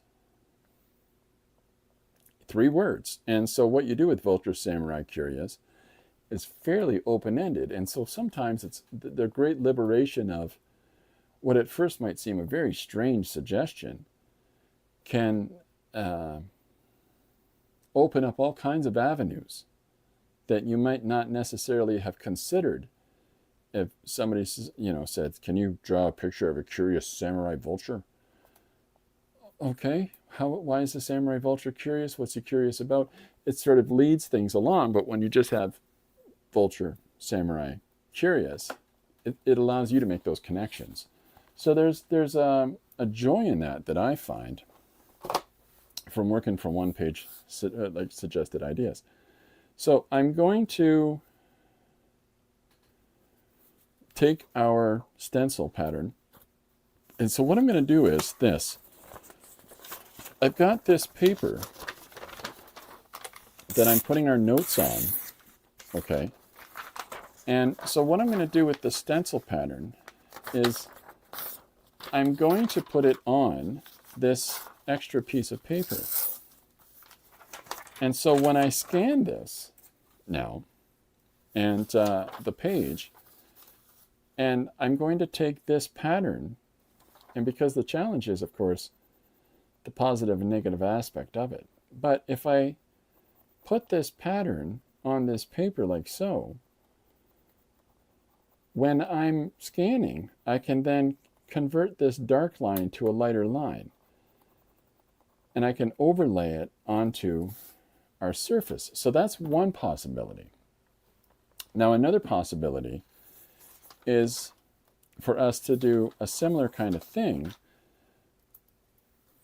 where let's say I take this stencil pattern with the snowflakes on it, and I try to do a thin line around the inside of each of these stenciled bits of business. And so I'll just show you. Give me 1 sec to do a couple of these.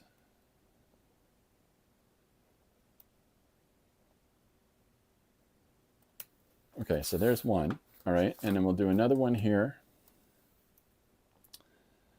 And I'm going to start a little bit of overlap here.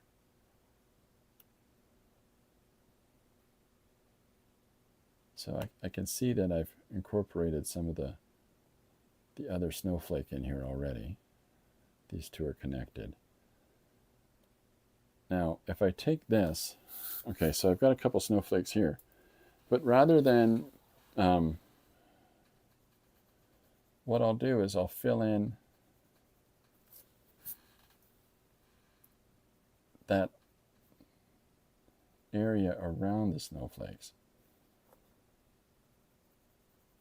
And so it's going to do this nice little shift into the previous composition. And so what we'll get is we'll get this kind of weird break of the snowflake pattern. So then we can start inserting a story element here. So the suggestion from Paul is masking suppliers, snowflake. Now, what that can let us do is we can evaluate it a few different ways. Now, I've done a literal interpretation of the word snowflake by putting some snowflakes in here, and we'll add some more. Now, another insertion of that term would be a term that's used in the today's vernacular about somebody who's overly sensitive, say. And we can make reference to that in our narrative element. Like somebody says, snowflake, this person says now in the second panel. And then we can have another character appear and say, what's that? Somebody's a snowflake. And you went, no, I didn't account for the snowflake factor and how that is messing up the distribution of this masking supplier that I'm trying to go through their paperwork of. So our story point now changes. So that the insertion of this new idea, when we're going through our text process, can go back and change what the actualization is that's happening in our first panel. So it strips away from being related to, say, a teacher marking paper, which was what my initial thought was, someone overwhelmed by administrative forms that can easily be checked online. So now, like a teacher, students not checking off the stuff that would be so easy to do. So we step back from that, and now it becomes somebody doing bookkeeping and trying to account for profit and loss, say, with this masking supplier that they're working for. And the snowflake factor has completely ruined distribution because they can't get the materials to where they need to be. So our story point changes as these additional opportunities come in. This is the joy I find in suggestions, is that if you just sort of lean into it and allow yourself to go with the flow, per se, then opportunities come fast along. So it's a good suggestion, Paul. All right, so I'm just going to do a little outline of this one. We'll see how that goes. I may not want to outline these tiny ones again, because boy, that's a lot of small marks. Seems a little counterintuitive as opposed to filling it in, but problem is working on a light surface. You can't, So here's our snowflake here, and so we'll just continue some of this blending around like we've done down below. And of course we can add other little spots and elements in here around our fun little stencil design of snowflakes. We can put some little spots in white and things like that. But by putting this recurring motif falling into this panel, and then we draw the interaction of this character, say with the second character that we insert in now, you can see how it expands that story a little bit. It's kind of fun. Things like that are kind of fun. So we'll put a couple more these snowflake shapes in here. This one looks a bit like a clover. We'll do one of these larger ones.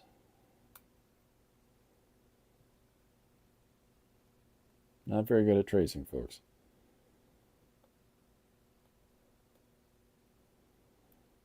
Bit ridiculous.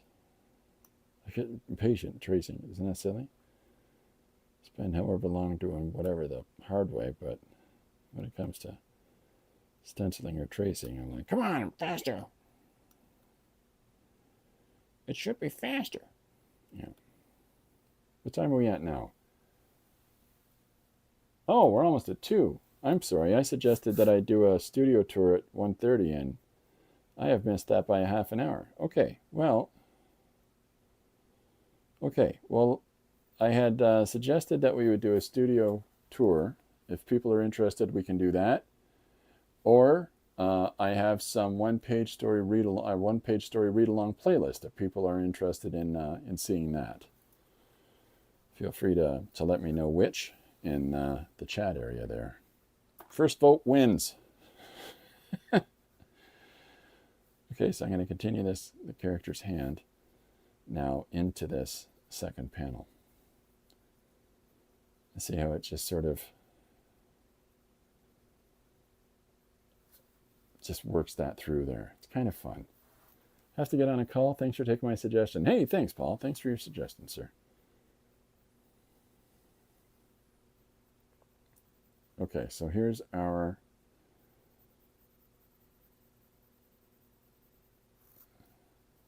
incorporating of the snowflakes.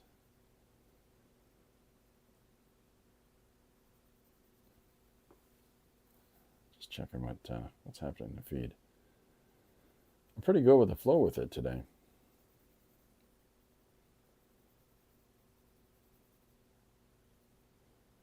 Okay, well, you know what I'm going to do?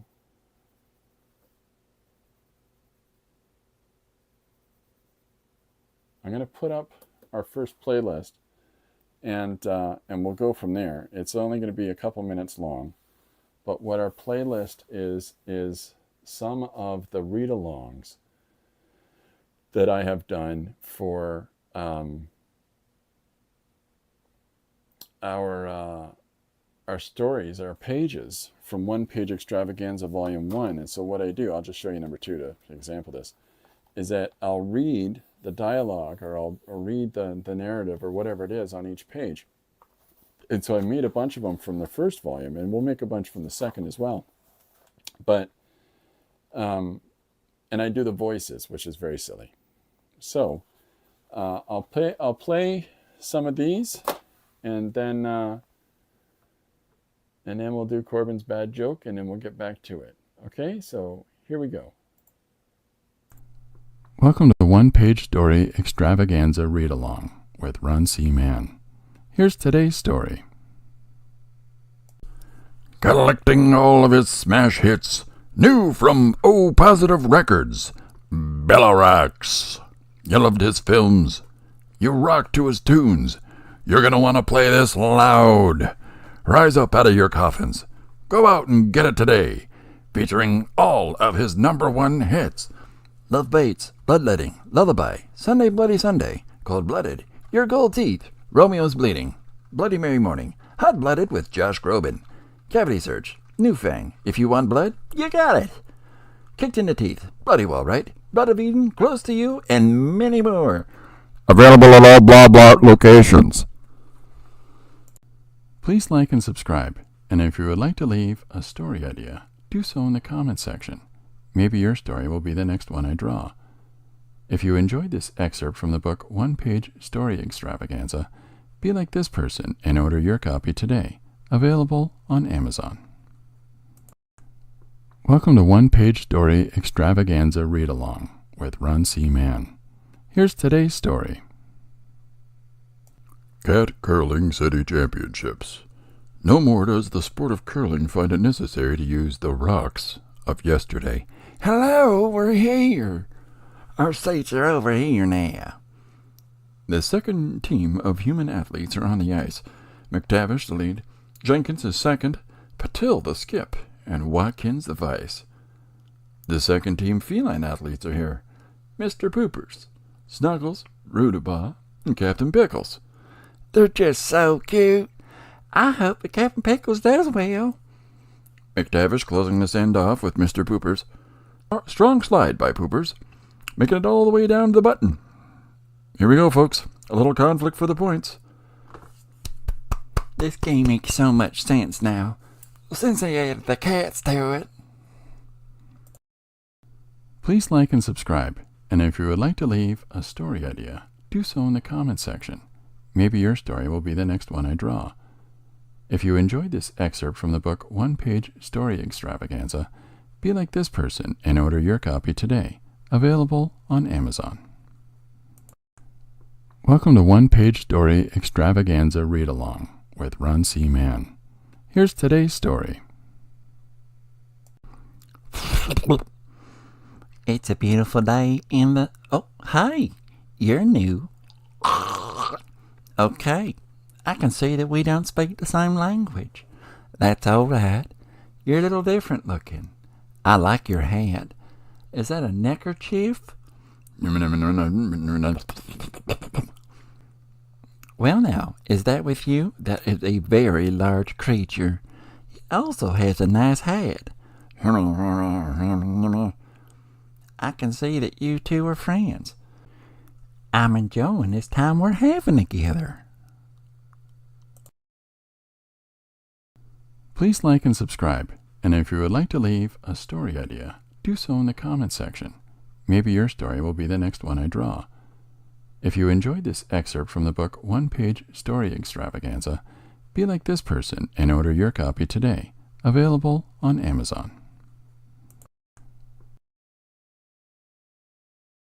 Corbin says good afternoon as well. Anything else you want to tell him? Yeah, he hopes you're having a good day. Okay, let's switch to the old Kambarooski. Hey, look at us. What are you doing? Can you see him?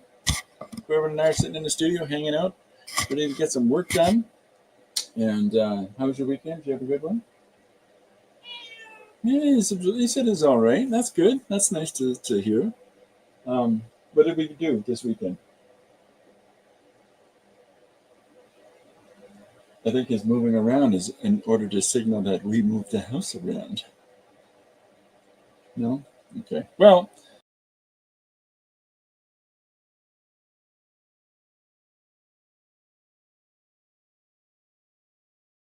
go. That's my first break.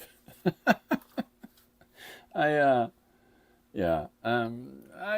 are silly. Those are such silliness, and at the same time, they're kind of fun to do. Um, I like doing Corbin bits. I really do. He's such a funny cat, and he's so engaged in what I'm doing in the studio. Okay, it's 2:00. It's been a couple of hours we've been going already. I had promised around 1:30 that I was going to do a studio tour, and then I just drew right through 1:30 into 2:00. So I think we'll do one now.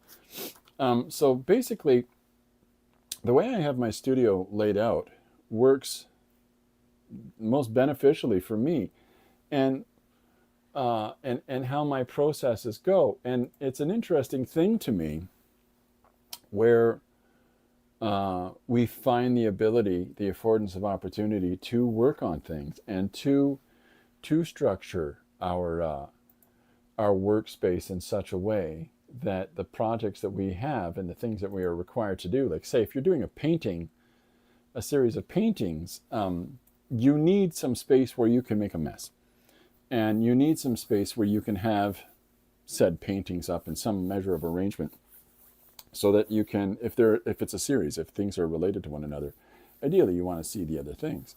So you'll see painting studios are generally large. But at the same time with that, not everybody has a lot of space to work with. I spent a number of years of working at a kitchen table. But now as we're at the point where the kids are all, adults and often on their own adventures, we have a little more space in the house here. And so because of that, I'm able to get a little more room to spread out with, all of my junk. And so that's what I've done. I've taken our former family room, and it's now just my studio space on the lower floor of our house. And so I would suggest it's just my studio space. But as you're about to see, it's also Corbin's. I think he thinks it's his room as much as it's mine. And so I'll show you. So what I'm going to do is I'm going to dismount this camera, and I'm going to, so I'm sorry if it's jarring. So this is my larger desk area, okay? And so as I pull back here, this is the space that I'm drawing at, and I'm going to try not to flash out the camera, but there's two light sources above it and a camera mount that sits over top of where I'm drawing. There's some tools to use. Here's our suggestions list as it's coming in. Feel free to add another suggestion. And there's the old suggestion book. Some more tools to use, and some stencil sets in a folder. So what I have here is a workable space for me to do the illustrative part of things. And when I turn to the side, there is the scanner and some drinks. There is my scanner, which has I can scan images, and there we go. Away we merrily dance. I've got some reference books down below, and there's my big feet. And so my desk, then we follow over, and here's the digital section for my desk. Now, my desk so I've got two monitors. There's the digital monitor I draw on, and there's the digital monitor that I can refer things to. So you can see hand in a hand and a hand in a hand, infinity. Now this is and then here's a switch button system so I can change the cameras, etc. So, but what this is my digital tool. The drawer comes out. I've got a mouse there. I've got the keypad there, and I've got the 9-button keypad above. But this desk raises and lowers so that I can stand up and work and not always have to sit down. So and then I've got an additional few feet at the end for, more stuff, for more piles of material that I'm working from reference files of ongoing projects. And so because of that, it affords me, and I'll come around and show you the larger desk. So if this is my big old mitt, hopefully that helps to understand how long the desk is and how I have it arranged. So I've also got behind here all kinds of mark making tools. Papers, pencils, pens, etc., all laid out in all these drawers and so forth. Sketchbooks, etc. More books. I like me some books. There is some photos and some silly signs and bits of fun up above me. There's Baby in her container there, because we lost Baby this year. Come in, we're open, it says. So then as I pan around, so if we go to the other side of the door, there's the door guard. More books, more photos. What time is it? There you go. And then a large painting. This is 4 foot by 8 foot. And there is my studio mate sleeping away. Lazy. And so all of the desks that I've put together are built out of storage and bookshelves. And so this side of the room is a little more comfy. And what it allows is when Lori comes down to do some planning stuff with me, we have this desk for her to sit at, or it's a nice comfy chair for Corbin to sit in all the time, but also for me to sit down and do some reading and relaxing, or playing one of these guitars.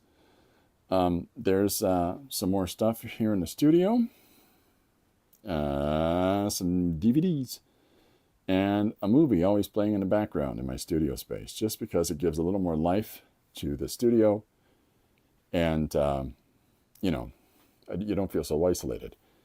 Here's another desk area where I've got more tools and supplies and things like that laid out here, and ongoing recently finished pages and more mark making things, more books, lots of books by friends in this area here, this big stack.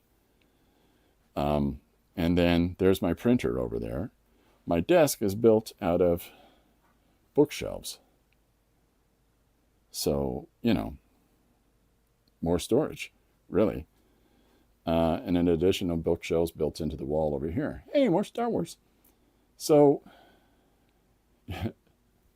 up here, look at that. Hey, how you doing there, guys? So if I turn around and, I can show off my major award. That's, I think it's from Italy, because on the box it said Fragile. And then some of my little collectibles, and again, more referential materials. So that's the overall studio space that I work in. So there you go. That's the little studio tour, folks. So I promised to do that, and there you go. Now you've had it. Yeah. So let's get back to drawing. Okay. Where are we? So on today's page, we've got suggestions coming in, and from people as I'm working on the page on the fly. And so the previous suggestions are someone's overwhelmed by administrative forms that can easily be checked online. And the next suggestion is a very chunky pile of to-do on a tray. So we've got that there. And there's our administrative nightmare. Here's the person, with their eyes all stressed out from strain from all the paperwork. And so now we're moving into the next panel, the next space of it, which is the suggestion was, sorry for bumping the camera, apologize. So the suggestion for the next part is masking suppliers and snowflake. So we're putting some snowflakes into our image now, and we're having some snowflakes come down, and then the overlay of text from our primary character here can be them muttering to themselves out loud, snowflakes. Now, what we can do at this point is add a second individual in and have them say, snowflakes, what about them? And, well, I didn't calculate for the snowflake factor and how that's going to affect our supplier, and how they're able to get the materials to our clients. So what we started doing is I've taken this stencil, of snowflakes, and I've started putting these snowflake patterns into the page as a divider from the previous note, the previous idea here, and the current idea, which is going to be them referring to the second idea of masking suppliers. So that's where we are now, and if anybody has suggestions for where we go next with the page, please feel free to do so, and we'll incorporate those parts into our page. Working on the fly, folks. Hiya, Linda, welcome aboard. Hiya, Tim. We've had all kinds of cool folks coming in and out here today. This is really awesome. And Linda is our moderator with the mostest. Chris was here earlier, and Paul's joined us, and a number of other people have popped in. It's a lot of fun. The new book is now available on Amazon. We've been talking about the book, and we did a studio tour. We've shown some videos of read-alongs of comic pages that we've done. And now we are working on our one-page story from Suggestions on the Fly today. All an exciting celebration of the release of the new book. So I'm quite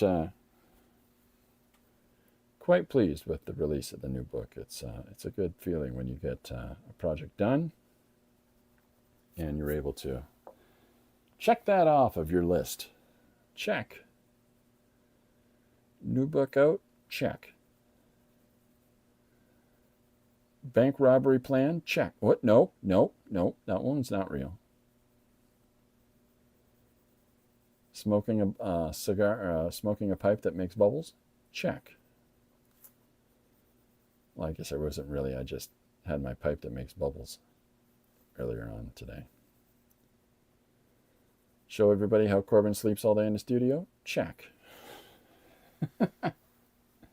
Oh, Linda, thank you. Linda's put up the link about the new book. That's great. Yeah, so we're going to figure out some opportunities. If people want to... I've posted this on the social media platforms that if people do what we did the last time, if people take a picture of them holding up a copy of the book, we'll send you a digital print of a page made from your own suggestion.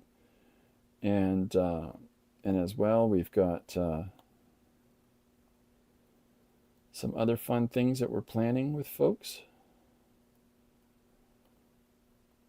Yeah, lots of fun, gang. It's nice to be able to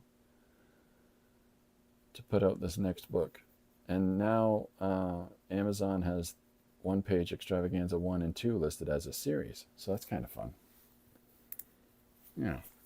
So here's our snowflakes coming in for Paul's second suggestion for our page. Suggestion 1, someone overwhelmed by administrative forms that can easily be checked online. A very chunky pile of to-do on a tray. And then now masking suppliers and snowflakes. So here's our snowflakes coming in. Okay.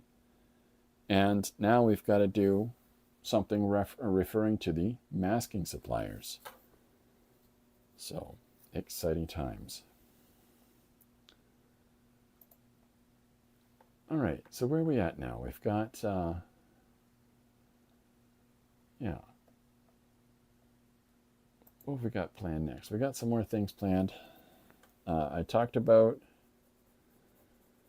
some of the way the book is laid out, and I've talked about some of the considerations that we've had about the putting the book together. And some people have requested previously that they don't want to be listed in the book, so out of courtesy for that, we list people's first names but not their last name on social media, but we don't put them in the books because as much as some people might want to be listed, not everybody does, and we want to keep it consistent. So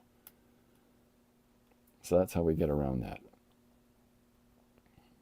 But that's another 78-page project, and we've got 2 more preloaded, another of short stories, and another one of one-page stories that we're in the process of assembling. But before the year is out, we our next project for release is Stream of Conceitedness, which is going to be a 78-page book of just one single story.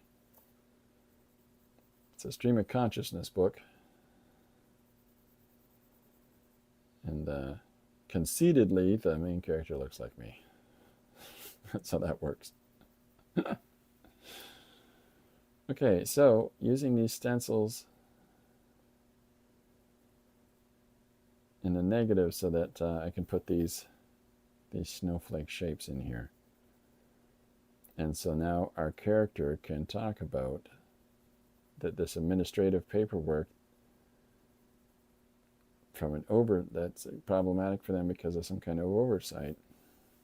Now we can relate it to the, snowflakes. Snowflakes have caused chaos, and it wouldn't have been so bad if people had just checked off that they couldn't make deliveries because of snowflakes. See, like the stories sort of stitch themselves together based on some of the various ideas that we find from folks. So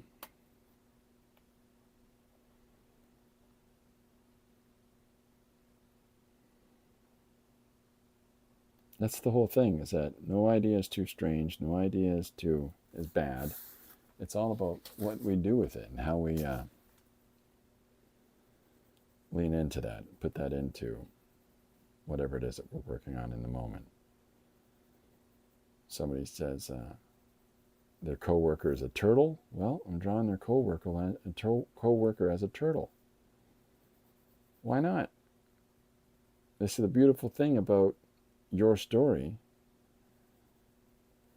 as you're working on it, is that it's yours. You can decide if turtles make sense in this world. And, hopefully the reader gets it. Because ideally you're producing something for the reader. But, if they don't, well, maybe that piece wasn't for them. But as long as you can try to make it have some kind of internal logic in this world, turtles work in business stores, turtles work in administration. It's almost its own joke, isn't it? And so if you can just put that across in whatever your project is as being of the norm, then ideally the reader will connect to that. And if they don't, it wasn't meant for them. you can only do your best to try to get your ideas across. So I'm going to put in some hand-drawn circles here as well, just to shake up the variation of the shapes.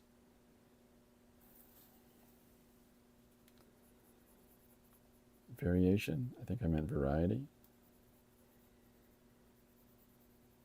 So I hope the little tour I did wasn't too jarring, folks. Okay, so here we have our third part is starting to come in now. We've got the snowflake part. So we've got a very chunky pile, whoops, I forgot to put the word pile in, of to-do on a tray. Someone overwhelmed by administrative forms that can easily be checked online. So we get to insert that. These things can be easily checked off online part into the textual, right? That's a textual part of the panel, and this is the visual part of the panel. And now we've got snowflake in there, so now we need to insert something about masking supplies. Does anybody have a preference of what where we go with this next? Do we want to continue on with our person narrating it, or do we want to insert a second character? Because who knows what we can get out of that.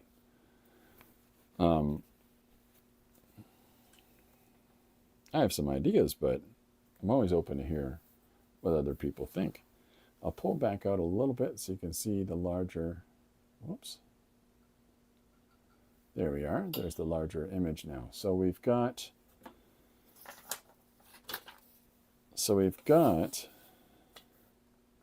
about 3/4 of the top part of our page here, and then the full open bottom area of the page.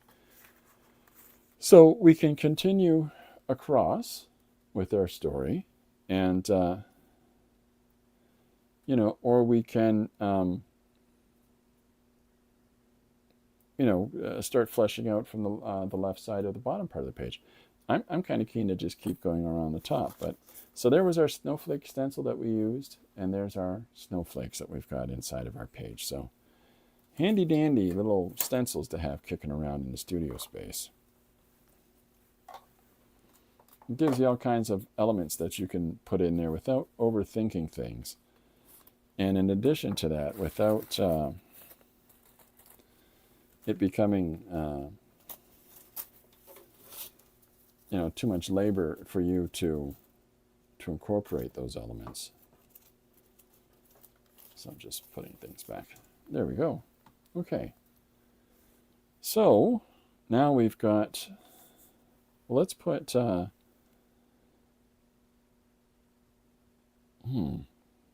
okay, let's put our character in to the next panel. Let's just continue on with this motif.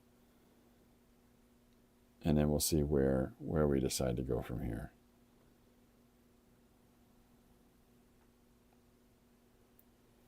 I think that there's a part of me that's questioning right now. I'm considering about, do I carry on with the person presenting this direction? And I really think I should, because that way it doesn't it doesn't become too jarring for the change of position for the person. And it allows a little bit of, by drawing different scales, it allows a little bit of diversity in our character here. So I'm going to knock off my my big old noggin out of the frame. There we go. And so now we can see everything here of the whole of the page layout. And there's our suggestion so far. What are we yawning over here? What am I doing? I'm going to have a little sip of drink. Okay. All right, so here we go. We've got 3 images now, and then we'll put in our next person. So let me think. Let's cut back a little bit here and have our person I'm not sure. I'm not sure. Let's have, if anybody has a suggestion, by all means, please feel free to do so. Let's have them on their device. We'll put them on their doodly-doo. That's what I call the phone. And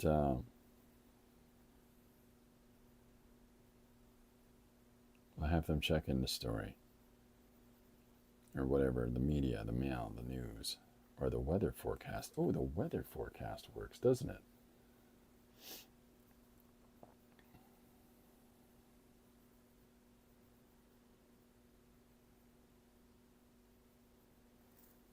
Okay.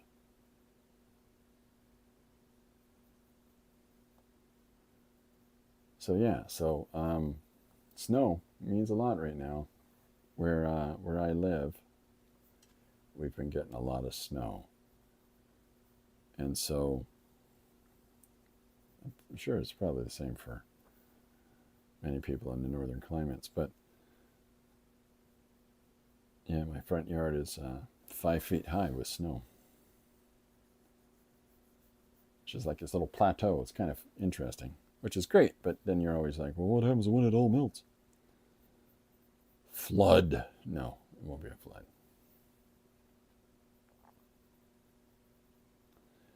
It's sort of the norm here up in Canada. So I'm going to lace these fingers together a little bit. Some silly fun there. So I'm drawing with my new color erase pencils. Somebody asked earlier about, is that purple? Yep. All these cool kids are using purple. And me. Okay, so here's our little device. And then we'll put, let's put this image from here inside of our, so that our camera point is from behind this device. I guess this would be much longer, wouldn't it?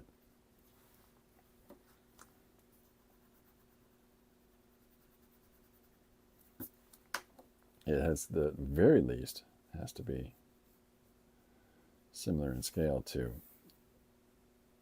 on the bottom here as it is on the side. So there we go. So we'll put that into our foreground. And so we can consider at this point, if we want to put in a rigid border that moves up into our snowflake area, right? It's a consideration we can take right now. I'm going to wait on that. I'll decide that as I go. I'll do it on the day and continue on here. Now, a couple things we got to remember from our first panel is some of these books that are gathered up around our character here.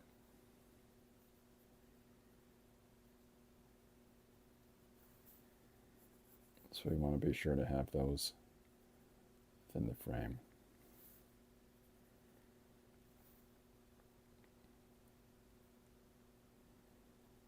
There we go. Okay, so let's get this raised fold over here in place, and then what we'll do is we'll put some nice creases, little kinks in the fabric there, and then we'll have our character.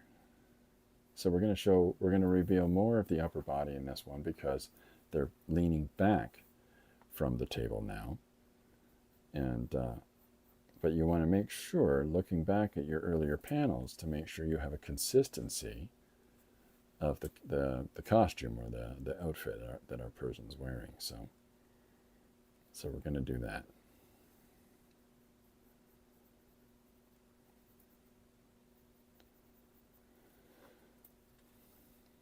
Every now and then you got to go kink on the pencil in order to pop out that lead just a little bit more. And so here is our shirt. So there's our overshirt and our undershirt. I guess it's a regular shirt. It's not so much an undershirt. And then we'll have the other side of our outfit here. So we've keeping consistent with here. We're going to roll up our sleeve now and have that fabric folded over again like we did in the first panel, right? Right. Boy, I'm glad you agree with me.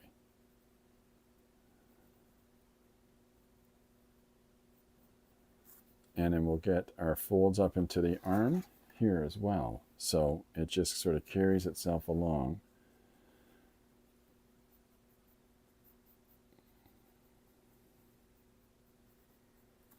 There we go. So I'm going to put a little crinkle in there, a little kink over there. And then we'll get some more of this similar shape language in the arm here. So lighting wise, we're remembering that our source of light, a high contrast source of light's in that first panel, so we can consider that here on this one. So our shadow is going to be on the inseam over here, and it'll be on the back side of the arm, right? And down this side of the arm, like we're already putting into place. And then there'll be some shadow over here, laptop, and all the different papers and things that we're going to put on the desk as well. So just considering those things as we go along.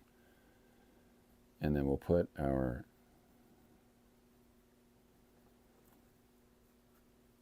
back of our arm here, nice little arc to that.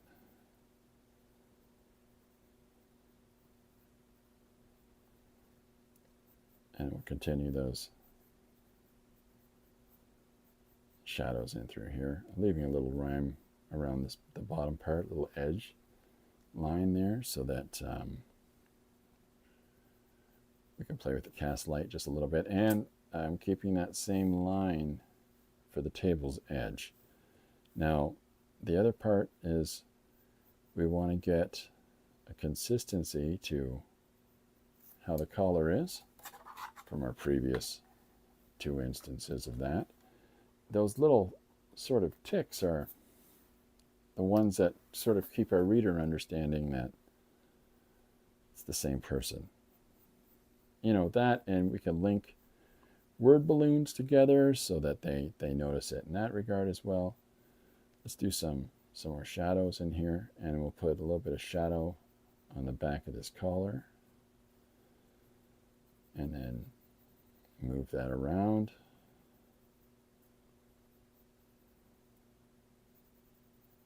Like so. So now we've got back up to our neckline. And a couple nice little kinks and folds there into our neck. So I'm trying to think about how I'm going about drawing our character here and how they fit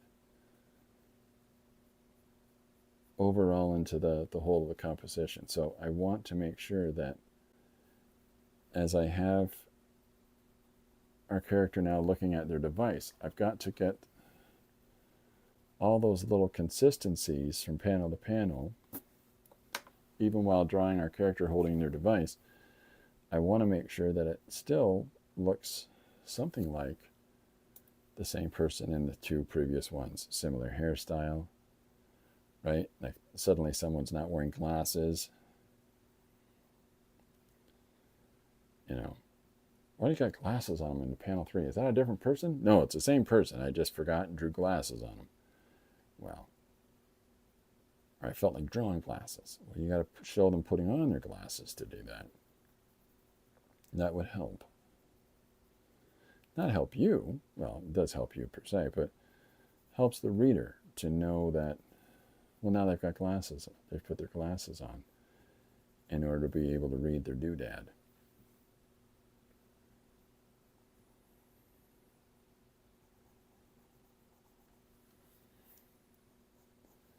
So one of the things that I've shown, and it's in the tutorials that I have up right now, I've started putting called a little section in the YouTube here called Teaching Snippets. And because right now we're in the process of applying at a few different places for me to teach at. So it would help to show some examples of some of the things that we've been doing. We're working on it.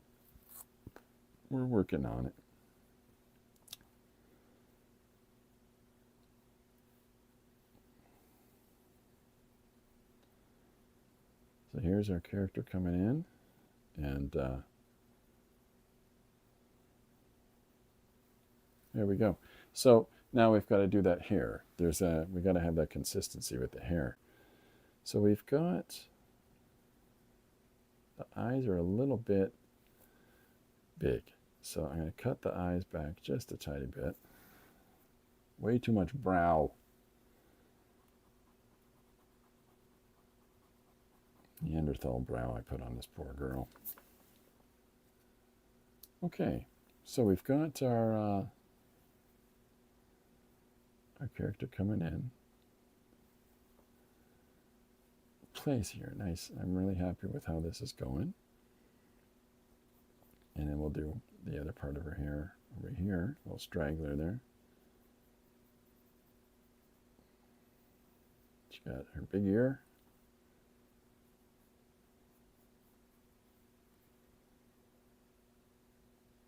Her own big ears. All the better to hear you with.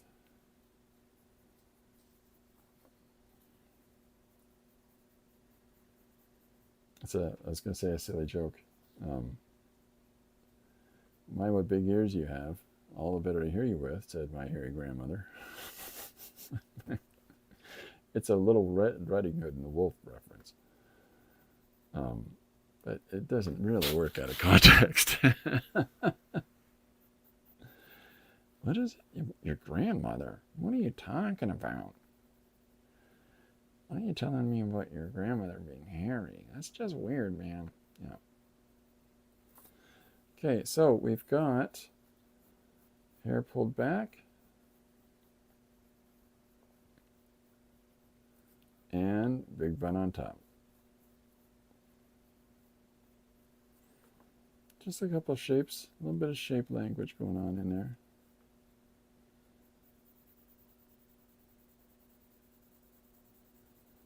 So the textual part we can add in here is that there's something wrong with the masking suppliers because of the snowflakes, because of the downfall of snow, which is good. It makes a little connection to the first part of the story with the administration into the second part of the story. So, I mean, we can really take a leap at this point here and jump into a very different representation here. Like, if our story is following the course of this person's overwhelmed by administrative forms that could have easily been checked online, a very chunky pile of to-do on a tray, we got that, and now the issue is with the masking suppliers and the snowflakes. And which is a different kind of a way of a person saying that it's snowing. But what we can do now at this point is come in here and add in a big truck or something. Because if we're going to, in our story, refer to distribution or the suppliers are having a hard time getting the vehicles out there because of the snow, well, now we can incorporate that visual aspect into our page, into our panel here. So I think that sounds like a way for us to go here with this next panel. So here's our person. Let's get some of those elements on this table, some papers, another little device, just sitting there. And then, we've got the book and whatnot as well. And then we can put our pencil here. Just changing that course of shapes. Everything's going this way. Put one thing opposite there in. I think the last element to add, really, to make sure that we've got here is the back of the chair. And we can decide if this is going to have a solid border, a solid frame around the one side or not. Well, we can put that in place after we've scanned it, make a little decision there. So looking at what we were drawing in our first panel, we can continue some of those elements into our second, or through our third panel here. So we'll start reproducing that positive negative chair there. I call it a positive negative chair because rather than drawing its lines in the frame, I'm drawing the lines around the object, or that are, in and around the object. So having a degree of fun doing that.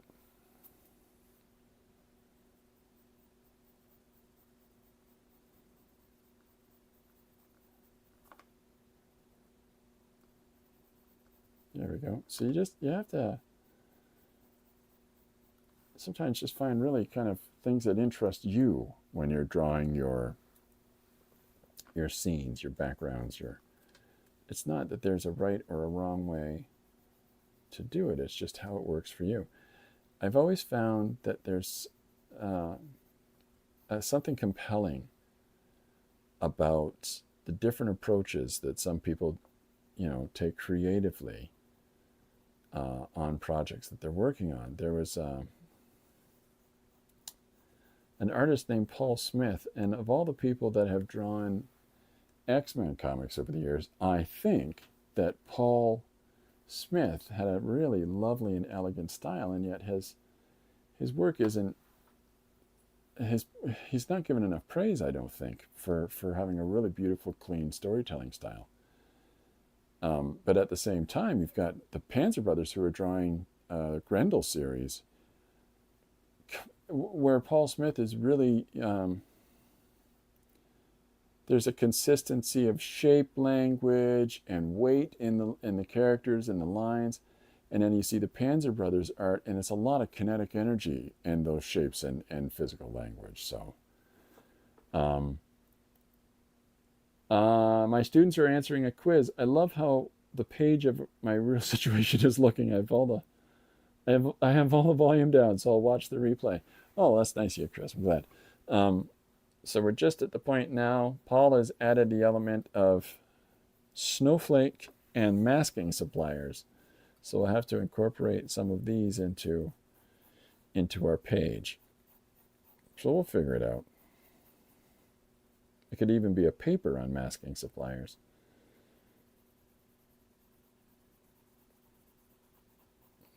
Who knows? We'll figure it out.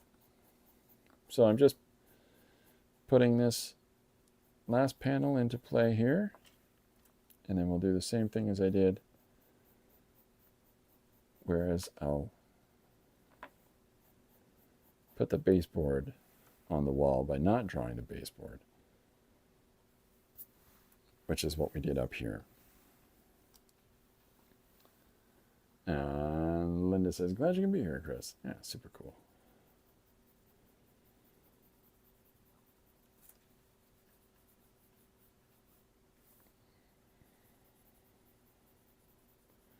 So we'll have to get, would love to have some guests on in the immediate future.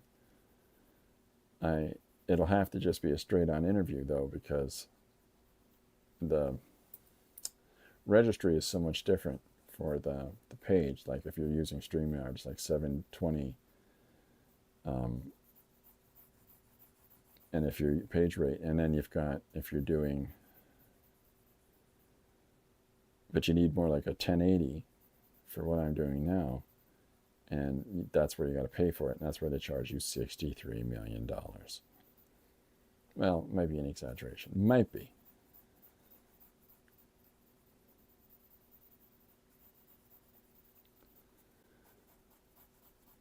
I can play some more of the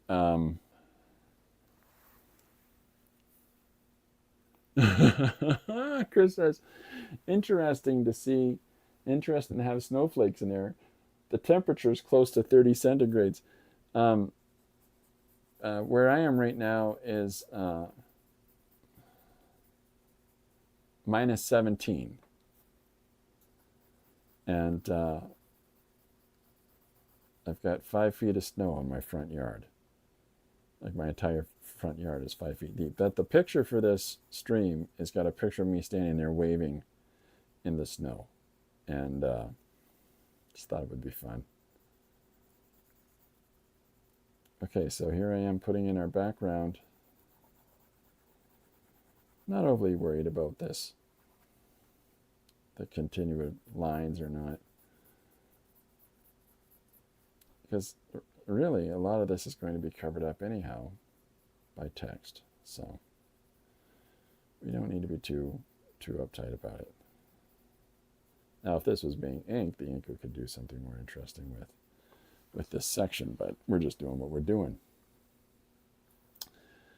And we'll put this last little extension here on the side.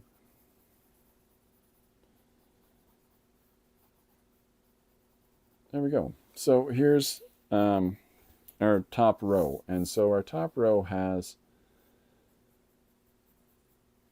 our first 3 suggestions. And Linda, if you've got one you want to throw out, please feel free. And now we're at the point where we're working in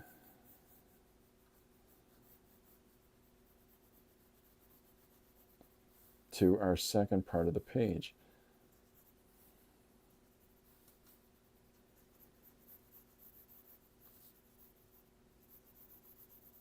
So just continuing on this panel in kind of an open way. All right, so there we go. Chris said, we'd had a mild winter down here. The coldest was 7 centigrades early in the morning in January. Oh boy, that could be that can ruin, if you've got crops and things going, that could really make a mess of things, can't it?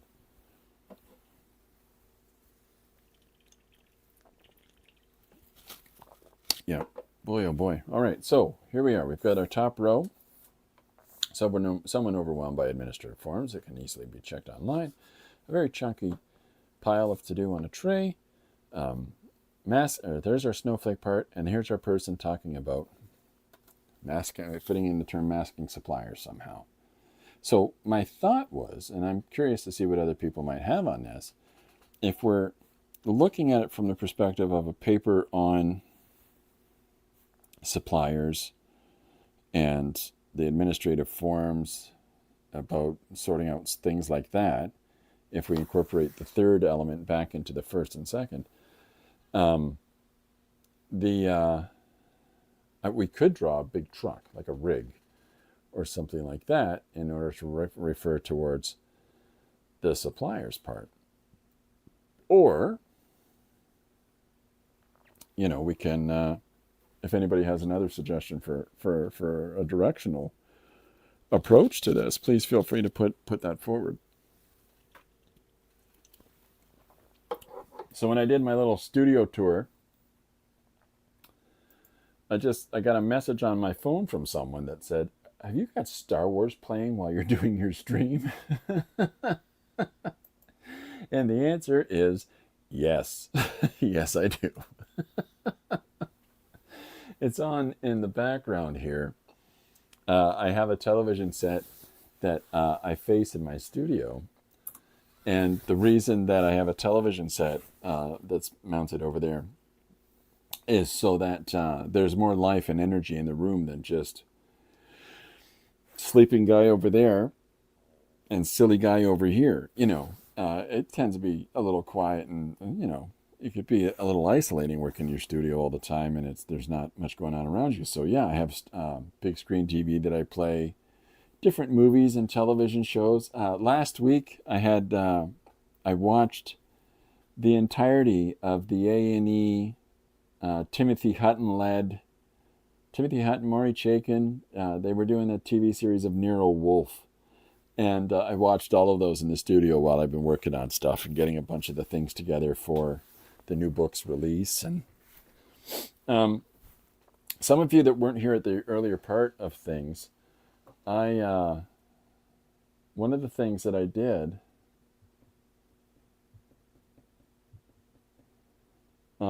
Chris says, this happens often. The coordinator calls for emergency meetings using Zoom the same day or a little anticipation. I had to cancel appointments due to that. That's rough. That's rough. I can add this. Okay, I'll put this down.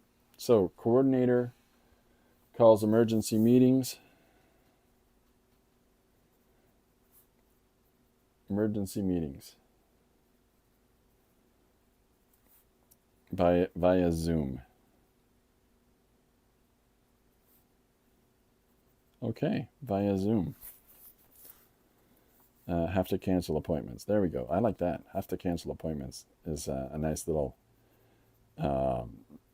insert there. It sort of gives directional sense in our story that it's not just I got to go on this Zoom call. Adding that additional layer to, I got to cancel my dentist appointment, and then the camera turns on and you go, hi, frustration. Okay, so I put that in our suggestions list. I thought I'd show for a second. So these are some of the pages in the new book. And I'm going to switch over here and let's see, you got that. And hi! Yeah, see? So some of the things that I've got in the new book is where the new book has, or both of the one-page stories have this. I thought I showed this at the beginning, and I thought I'd just show it again. So with the pages, I've got the page itself, the suggestion, what I was thinking about while making it, and an example of the original art before the finishes. Okay, and so that takes the sort of idea of, what I'm showing in screen now, the artwork itself, the suggestion, what the thought was while making it, but adding that original art to the side just sort of gives an additional insight for those that are interested in process.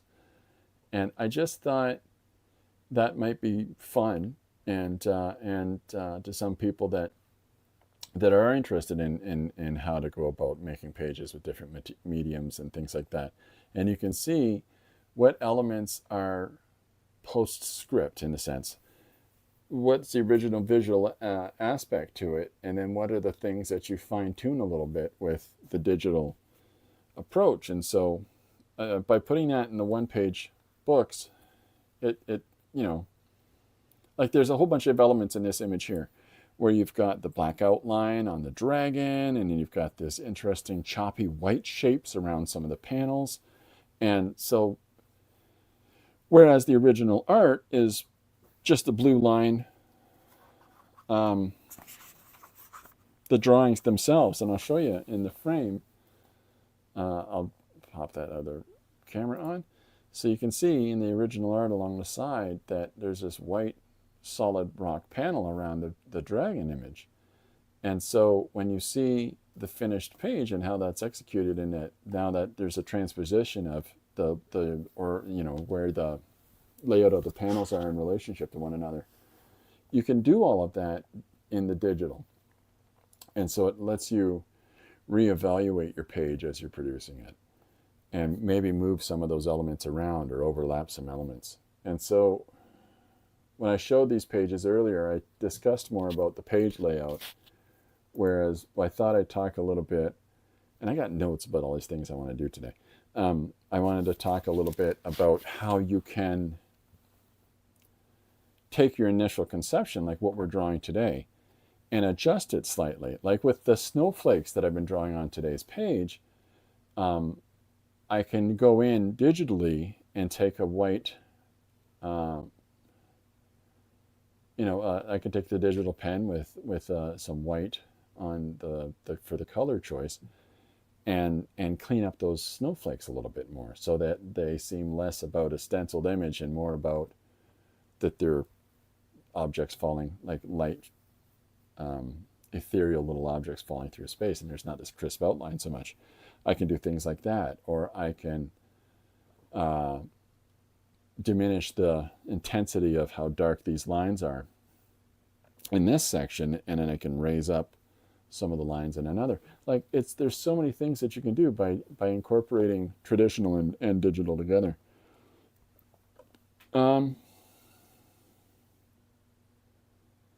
Christopher, sorry. I saw that this book is distributed by Amazon Europe. It's adding to the cost for my region. I'll investigate better. I've heard of people asking for books, and in customs Mexico they're stopped. It's supposed to be international, so it's not just Europe. The idea with Amazon is that it should, and it depends on what your search algorithm is on Amazon, I think, somehow. But because it shouldn't be printed in Europe and mailed to you. It should be printed in Mexico. If you're in Mexico, Chris, that surprises me that they would print it in Europe to mail to Mexico, when, in all honesty, it's closer to print it in Canada and mail it to you. So I'm not sure how that works out. Thank you for letting me know. People ask for books, and in customs Mexico they get stopped. Yeah, that's rough. That stinks. That's okay, so here's an instance of that. Eddie Campbell is the artist on the story written by Alan Moore about Jack the Ripper. Very popular book, and turned into a film starring that Jonathan Depp kid, and not a very good film. But he lives in Australia, and because the title of that book is From H-E double hockey sticks, they won't let it into Australia. And so he can't, or at least he couldn't, maybe it's changed recently or something, but he couldn't show any copies of the book that he'd worked on, like giving physical copies to people, because it would get stopped at the customs every time it came into the country because of its offensive language.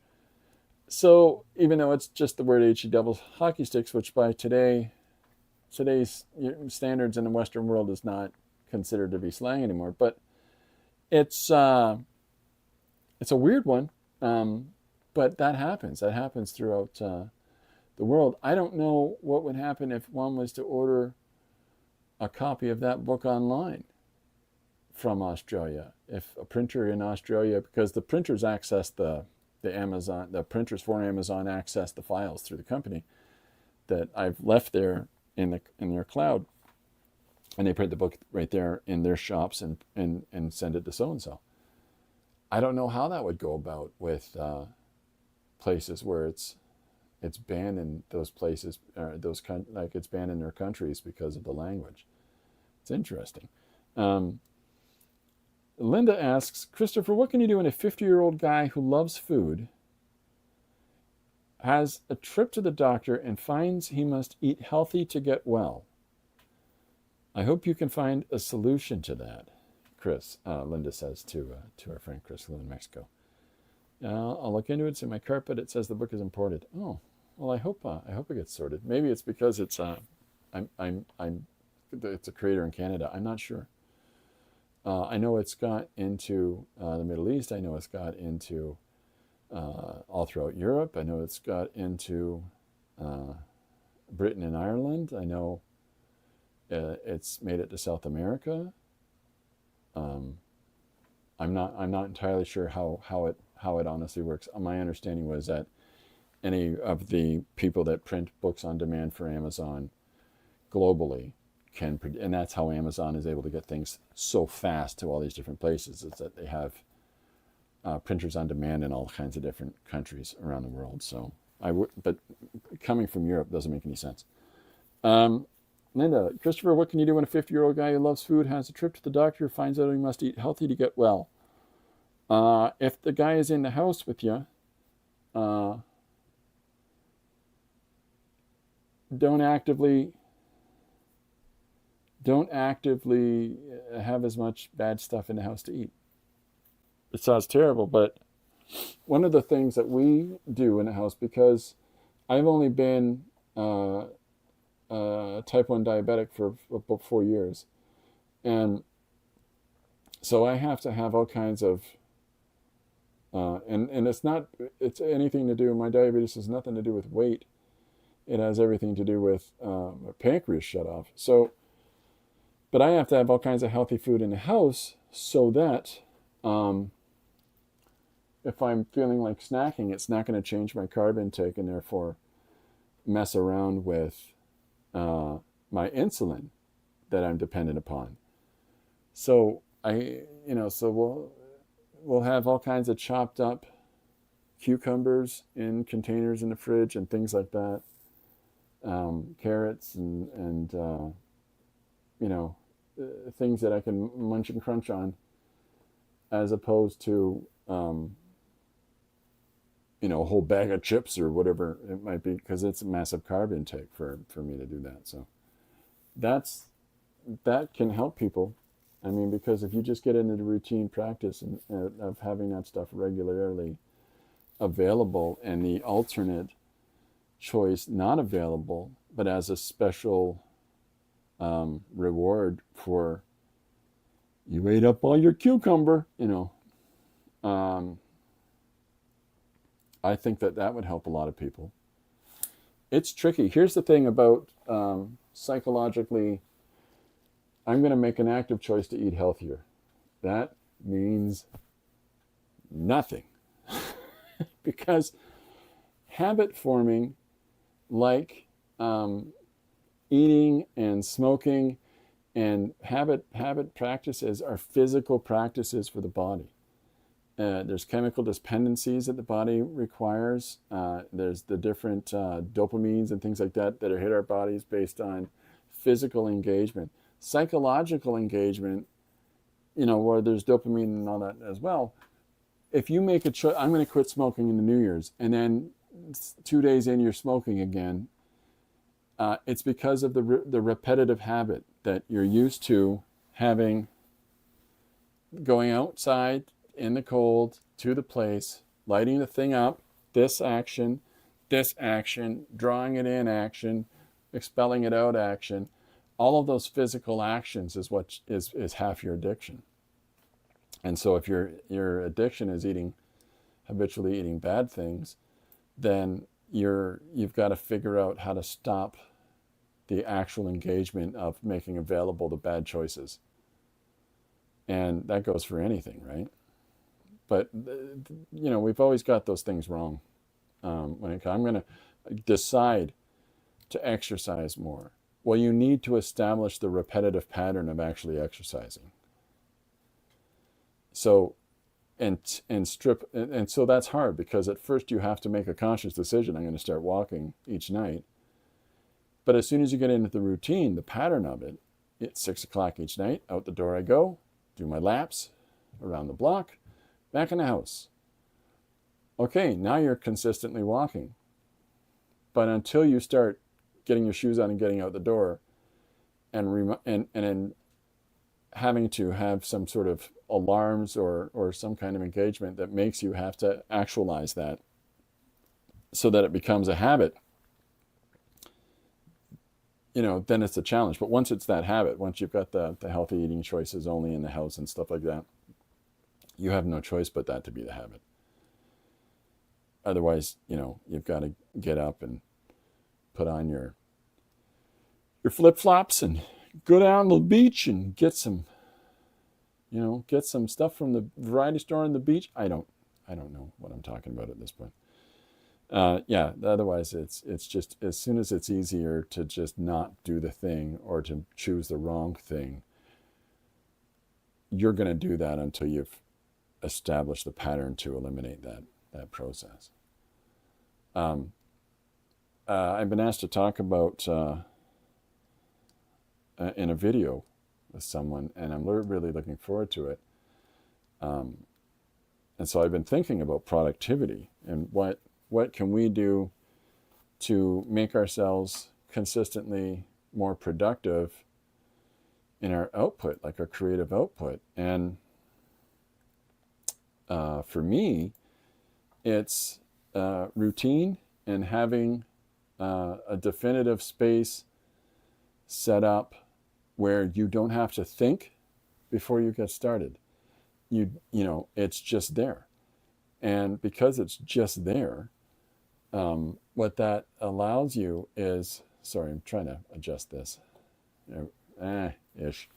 By having a routine space to work in and your stuff all set up for you to get going, and you know what you're working on next, there's half the battle for productivity. Oh, hiya, Robert. Welcome aboard. Linda says, Tim lives in a group home with 4 other guys and their staff. They're gradually improving the food choices there. It'll help him to hear your advice. Also, he's drawing pizza and ice cream. Well, there you go. Get him to draw carrots and cucumbers. I don't know. Pizza and ice cream are fun, but they're, it's a change. You got to figure out how to make the change to realize that pizza and ice cream. And here's a strange thing. If you can convince yourself that pizza and ice cream taste so much better when you have them sparingly, and so that your body, when you do have that, you're like, oh, I love this so much. And you're like, yeah, but if you eat it every day, it's going to stink. That's how you can combine the two elements of the physical interaction and the psychological interaction, the mental interaction. It's only tastes good if you eat it occasionally. That's what a friend of mine's principle is, and it's worked for him. He's lost a lot of weight. Yeah, it's tricky. Make healthy pizza, no pepperoni. See, there's an option that Robert's presented.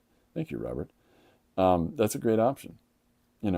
Healthy pizza choices. I'm going to let you in on a secret because I don't think he's going to watch this stream. One of my sons is very habit formed, and he has very definitive choices that he makes because of how his head works. How he he's presented with being in a spectrum, and so he won't eat bread. He just, for years, I can't tell you how much of my life I've wasted sitting across the table from him waiting for him to eat some kind of bread. But you got to settle sometimes. He loves pizza. Loves it. And anytime anybody has ever started going, yeah, but isn't pizza in that? And I just, hey, so what? I'll just change the conversation really loudly and immediately so that nobody says, pizza's in the bread group. Just because I don't want him on any level to associate pizza with bread. Because I'm afraid he won't eat it even though he loves it. So, pasta's in the bread. Hey, it's snowing outside. He loves lasagna. So you got to find those actualizers and once you get those in place, that this they're eating the thing they don't agree with, in some measure, some way, shape, or form. Take that victory. But it's the same thing for productivity, right? Like, it's the same thing exactly. Robert says, my wife was diagnosed with MS this year. Oh, I'm sorry, Robert. That's very challenging. We had to make a huge diet change, cut way down on saturated fats, down on sugar, no dairy, no red meat. All of this transforms into her having 0 symptoms. Fantastic. That's fantastic. I mean, it's, we can make actual choices to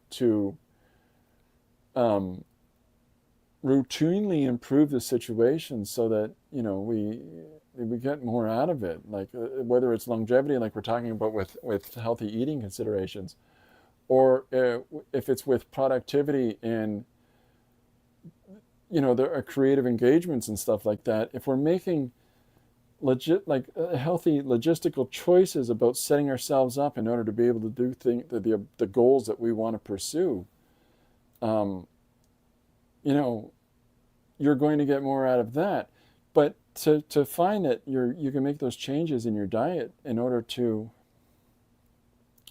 be response to such a challenging, diagnosis. That's phenomenal. Um, but yeah, it's all about habits formed, right? The ones that, well, look at in with Tim. Tim, if you're in a group home with three other people and you've got four other people, if you're buying your foodstuffs together and everybody has all opted that, hey, we all want pizza, I guess the primary concession you can start to make is to start to get pizza that's, buy less Domino's or I don't I can't tell you names of pizza places right now for whatever reason. I can't remember any. But and go to the grocery store and see if there's healthier options in the frozen food section. And if that's a concession between making healthy pizza with all the best alternatives, at least you've got halfway. But to be able to make that much change in a household like the Mr. and Mrs. Doan have done, that's fantastic. You know, other people would say, "Oh, it's too drastic." Well, you know, only if you're not willing to follow through. I mean, but to be able to do that on that level, that's brilliant. It's brilliant. I'm just sorry to hear that, Robert, but it sounds like the change is working. Yeah. Oh, yeah. Definitely so. That's great. I'm really happy to hear that. That's so awesome. Because I want, for everybody to get the most out of their lives, right? That's one of the reasons that as I'm working here in the studio, I'm always yakking about,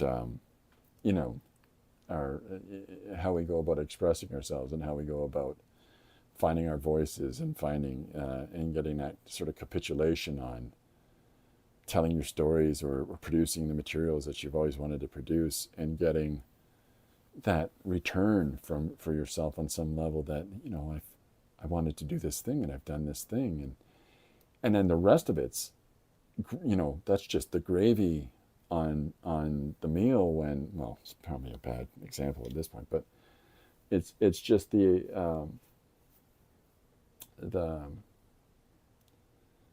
part of it that's all benefit is when somebody looks at it and goes, I liked that thing.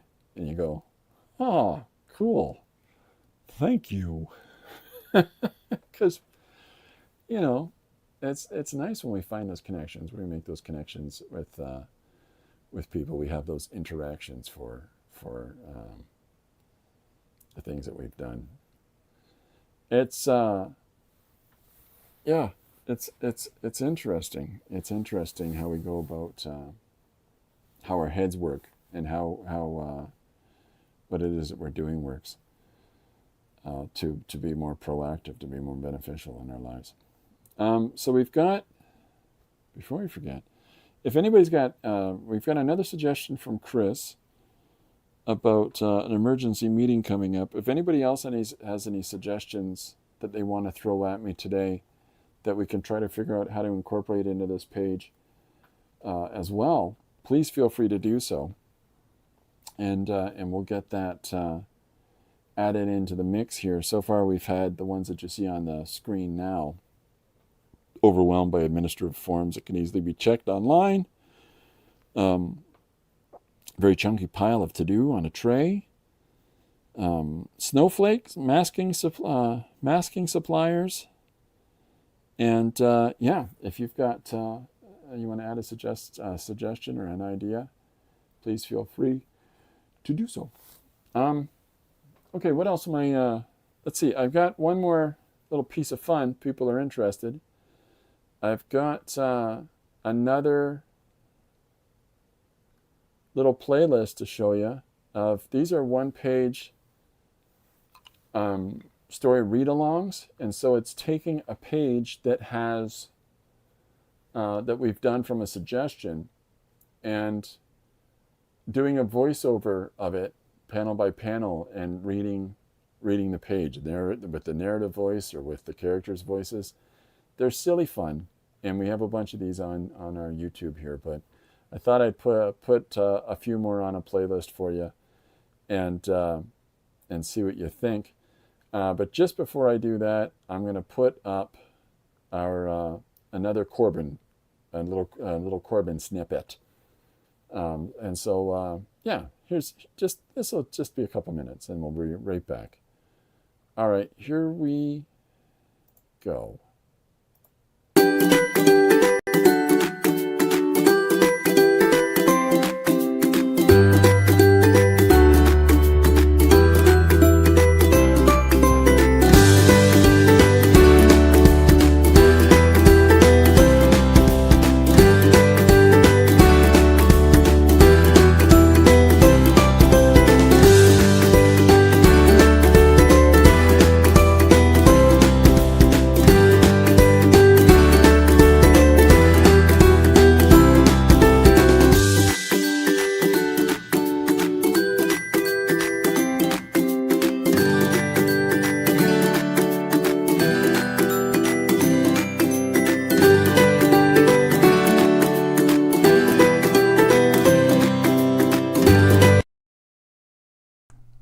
Welcome to the One-Page Story Extravaganza Read-Along with Ron C. Mann.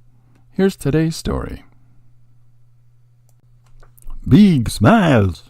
Some notable dental care that we hope will help you.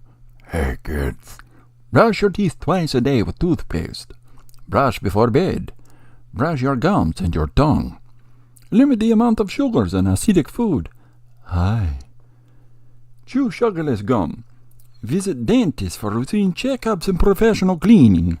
Use mouthwash. Avoid sticky or hard candies and sodas. Don't bite into things like metal, concrete, or hardwood. Clean between your teeth regularly to remove plaque. Use dental floss. Don't smoke or vape. Don't open containers with your teeth. Replace your toothbrush. Drink water. Don't put diamonds or gold in your teeth. It looks dumb. 9 out of 10 dentists could possibly be convinced to agree with this list. Not Jerry, though. He's a wild card. Please like and subscribe, and if you would like to leave a story idea, do so in the comments section. Maybe your story will be the next one I draw. If you enjoyed this excerpt from the book One-Page Story Extravaganza, be like this person and order your copy today. Available on Amazon. Welcome to One-Page Story Extravaganza Read-Along with Ron C. Mann. Here's today's story. Hey, here's a spooky story of Christopher Walken ordering a beer and drinking it. It's crazy. What can I get for you, Mr. Walken? So, fella, this place reminds me of a movie. I don't suppose you have any beer. Of course, sir. Would you like a lager? Lager, sure. I'm thirsty.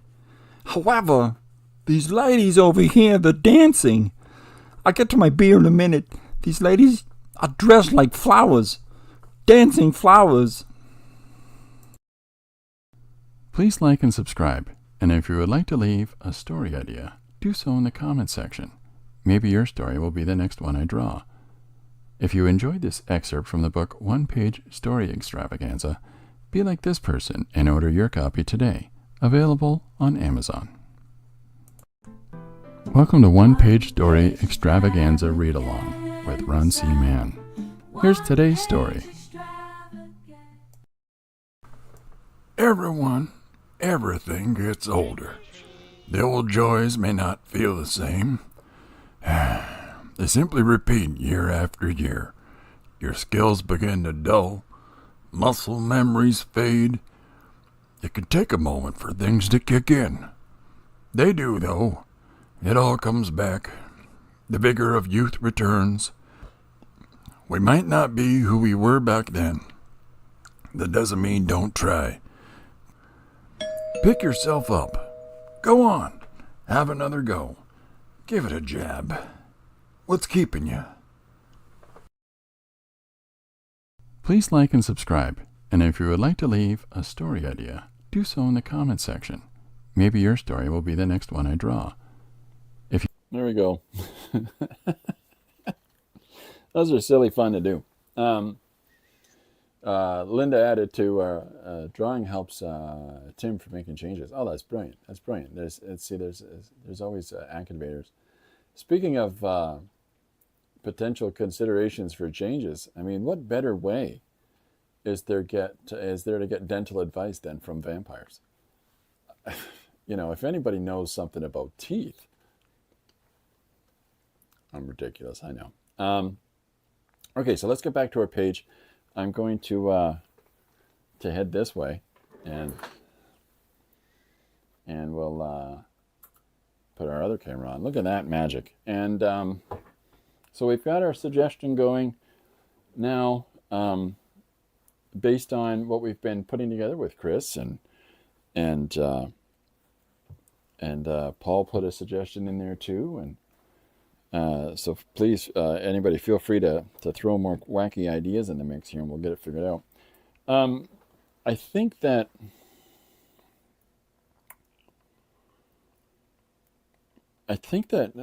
I got this notion in my head to draw a transport truck. I don't know what the compulsion for that is. It's just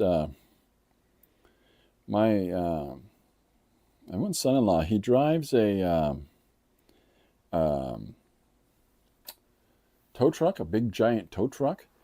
And so when he's out there right now with the crazy weather that we're having here in London and surrounding area, we've got lots and lots and lots of snow.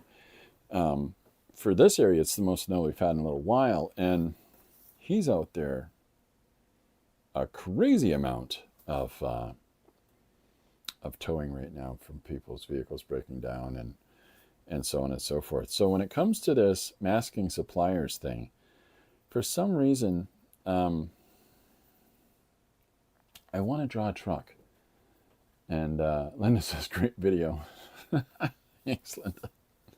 So I think that what I'll do is I'll put in, and we'll figure out this narrative as we move along, and then move back into an emergency meeting via Zoom. As well, so that, but at the very least, let's get this, I get a big truck image in. I find it'll be a really interesting break across the center of the page. And I think that what I'll do is I'll put it here, and then we can either close out with our Zoom meeting, or we can add in one more element, but I'll leave half the space to it. So I think I'll put in, I'll start the front of the truck, and just here's what's funny with my son-in-law's vehicle. When we go and get the kids and pick them up and drop them off, the grandkids from their house, we got to go around this gigantic vehicle they have on their property. It's so big. And but this is, what he needs for what he does. But it's huge. It's gigantic. It's just funny to me that you don't think about those things when you think about, oh, thank goodness that car's up in that tow truck, and there it goes. And you don't think about where those tow trucks go after they're picking people up and dropping them off. So now I know. Where do they go? They go in the way. No, they don't. It's just necessary for it to be that big. I'm not entirely sure how you would have something of its size, which makes it more versatile in order to pick up vehicles and put it on the back of it. But it's just, you don't think about those things until you're presented directly with them. So yeah, so in relationship to the supplier's suggestion from Paul, I'm going to put this truck into the scene, and we'll go from there.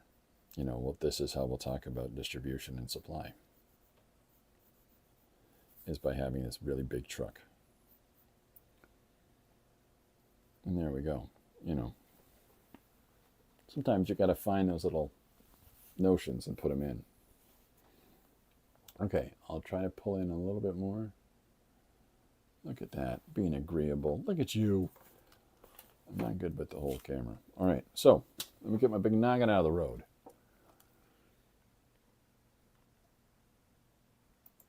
There we are. Whoops, got the other one on. There we go. Okay, so here's our page coming together. Now we're putting the truck in. And yeah, so one of the questions I often ask here on the stream is, if people are working on stuff, and what are they working on? Tim is drawing pizza and ice cream. That's awesome. Has anybody else got any stuff that they're working on in the moment? And if so, do you feel comfortable sharing it?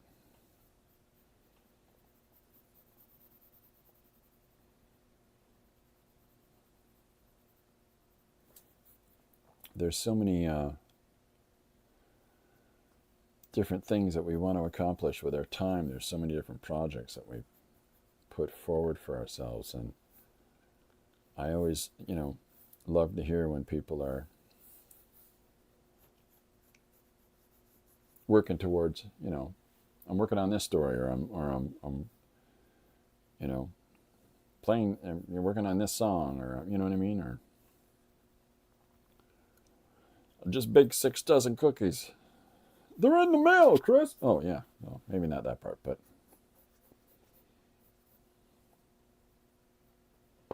I'll take your 6 dozen cookies.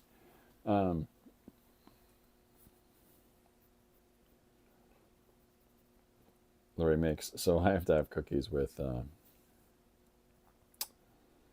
I can't have sugar in my cookies, so, there's alternatives.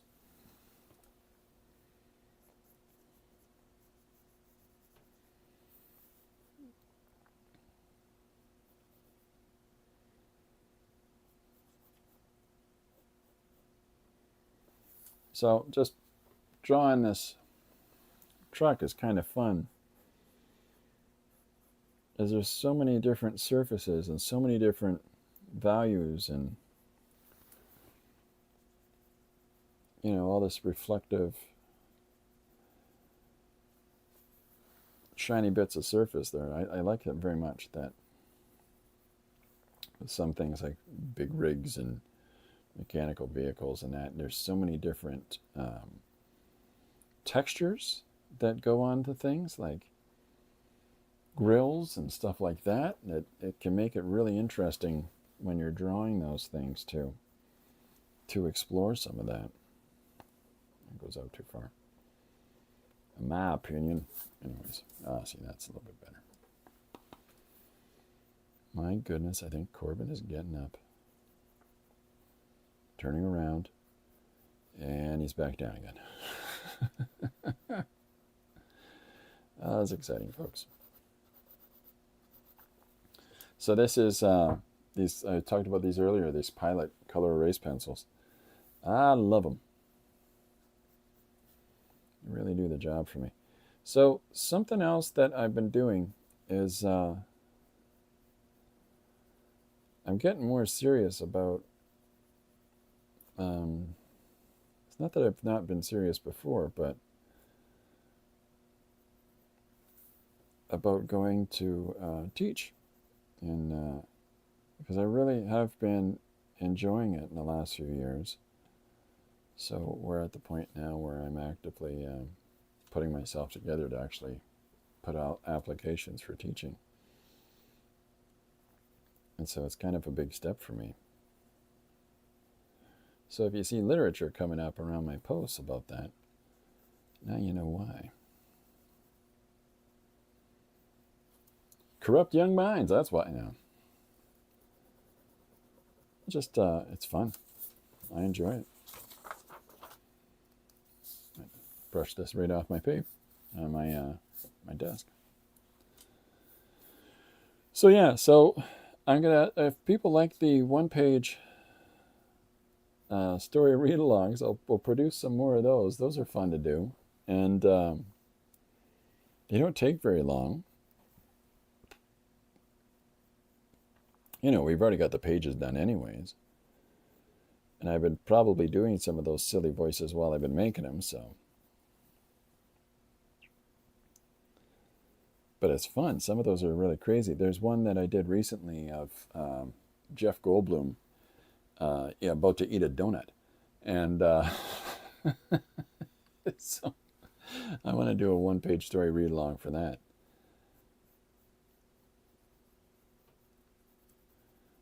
That's my kind of silly.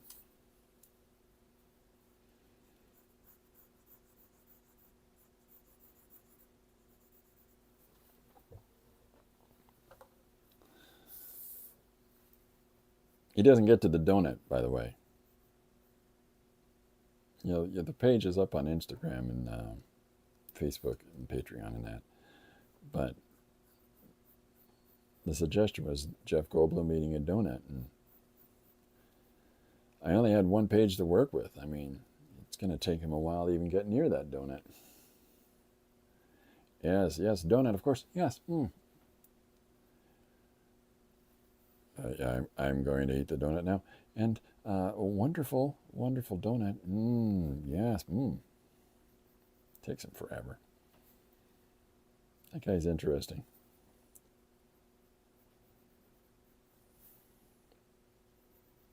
Oh, I think it looks like a truck. Big truck. Big truck.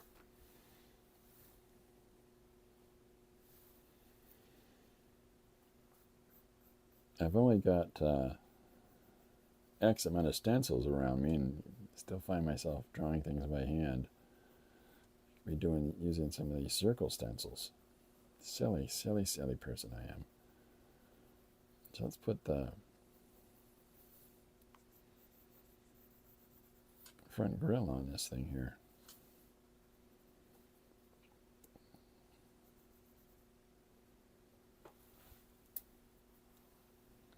There we go. Well, that's a big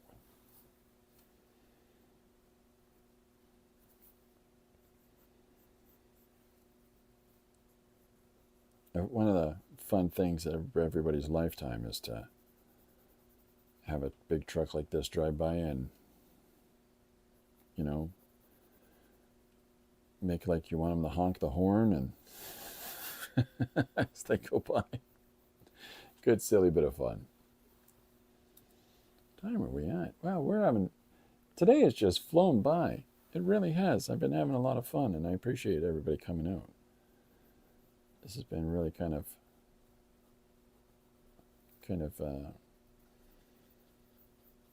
fun and interesting for me, and pace myself out like this and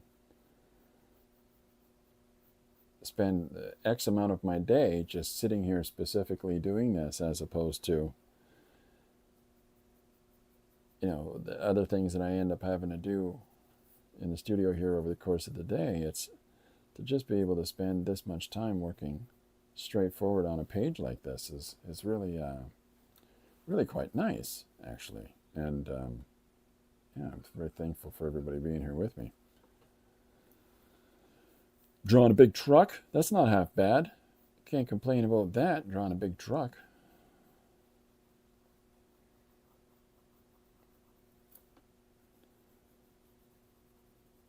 What'd you do on Tuesday, Christopher? I drew a big truck.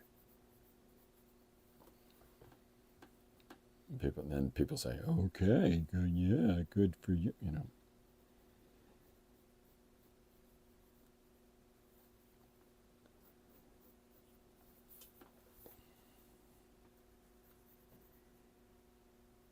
You get some interesting responses from people when you tell them, what do you do? Oh, I write and illustrate stories. Okay. Neat. Which generally means I don't know what to do with that information, which is understandable.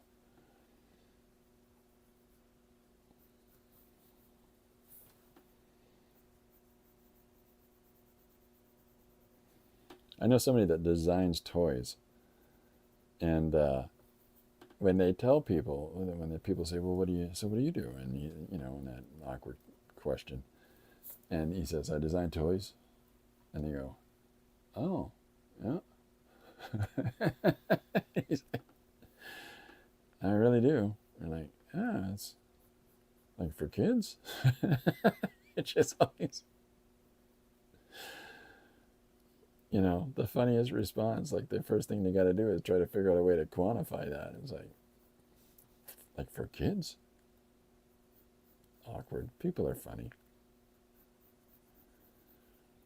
For young and old, for one and all.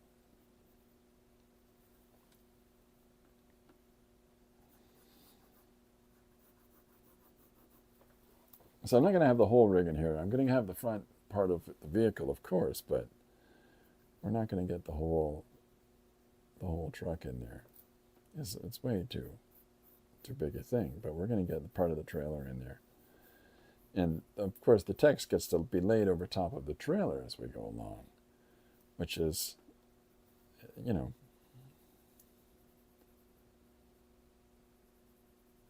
so I'm putting in these sections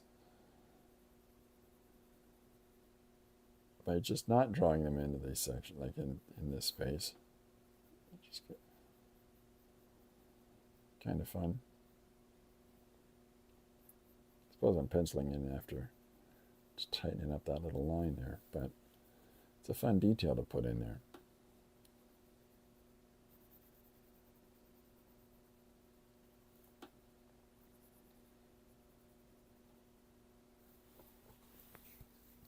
Teaching can be fun. It keeps you young, says Linda. Well, yeah, that's right. Linda teaches too. Yeah, I think so. I really have been enjoying it. We've been, you know, I've been teaching a lot this last year, and I really enjoy it very much. But maybe there's, but the thought is that maybe there's some place I should be consistently doing it outside of, well, whatever I'm yakking about here, I guess. But because I've, you know, I had to stop doing what I was doing before in order to acclimatize myself to my health changes, much like that Robert and his wife have been going through. And I've settled now at this point, I think, into a consistent rhythm. So now I think that may prepare me for going out and doing more out there in the world. So we'll see how it goes.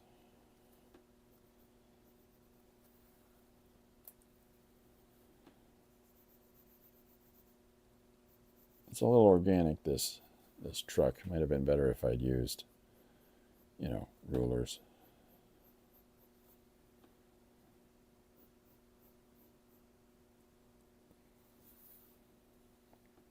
But here we are. It's truckish. It does the job. It's a serviceable looking truck.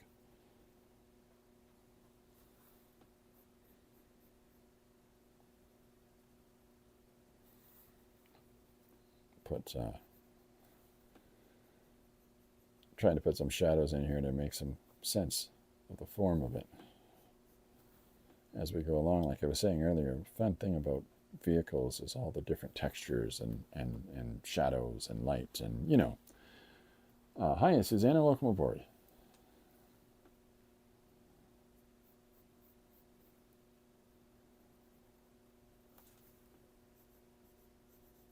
So here's our next image coming together, and then we'll do our final panel. I might save the big exciting conclusion for off the stream, but yeah, this has been coming along really readily, really easily, I think. So I'm having a good day.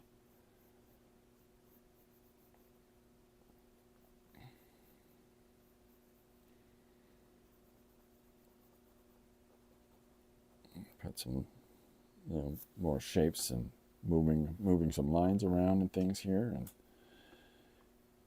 got this crazy wires that attach to the cab from the truck, and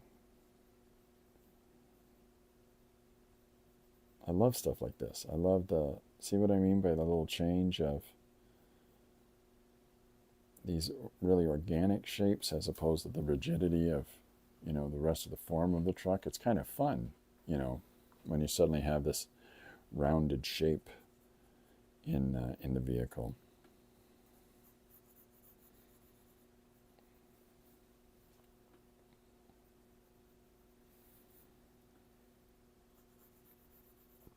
Just, it's a nice little transitional change, that's for sure. Let's have it move across there, and then we'll have this one. So there's our cab attaching to the trailer part, and put one more through there. What these things do, I think it's the air brakes and things like that, but in my mind, they're somewhat tantamount to magic. They just look like cool wiggly bits in the back. And, that's just as valid. Wiggly bits. Don't forget to draw the wiggly bits. Those are the things that, if you ever watch people designing sci-fi spaceships and things like that, the most interesting part is those little, greebles and fiddly bits and extra little bibbles and bobbles there. That's the stuff that I always love. Okay, well, so I'll put this box, and then there's our the front of the truck, and it's just drawing the cab. Yeah, this has been a lot of fun today. I've been having a really good time. I'm not signing off right away.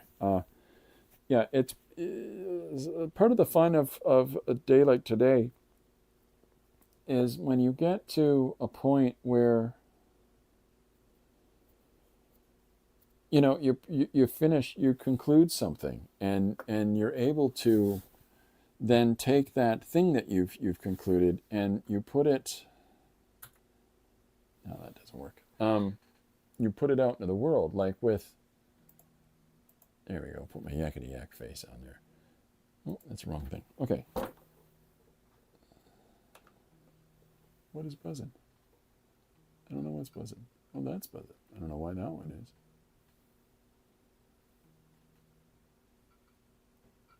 Okay, sorry. My thing was kicking out. Now it's turned sideways. There we go. All right. So the challenge is when you're working on a project is that sometimes it doesn't feel like there's an end in sight, and sometimes it feels like where things are going, it just it's this long process of making, and it's this long process of I have to do this part next, and this part next, and this part next, and it's an easy way to talk yourself out of things. It's a really easy way to talk yourself out of things. It's a really challenging thing to consistently keep up on stuff. So when you've got over those hurdles and you've got something done, that in and of itself is its own reward. And it's a reward that you don't necessarily get to share. It's you've set up your goal and your objective, and here you are, you're done.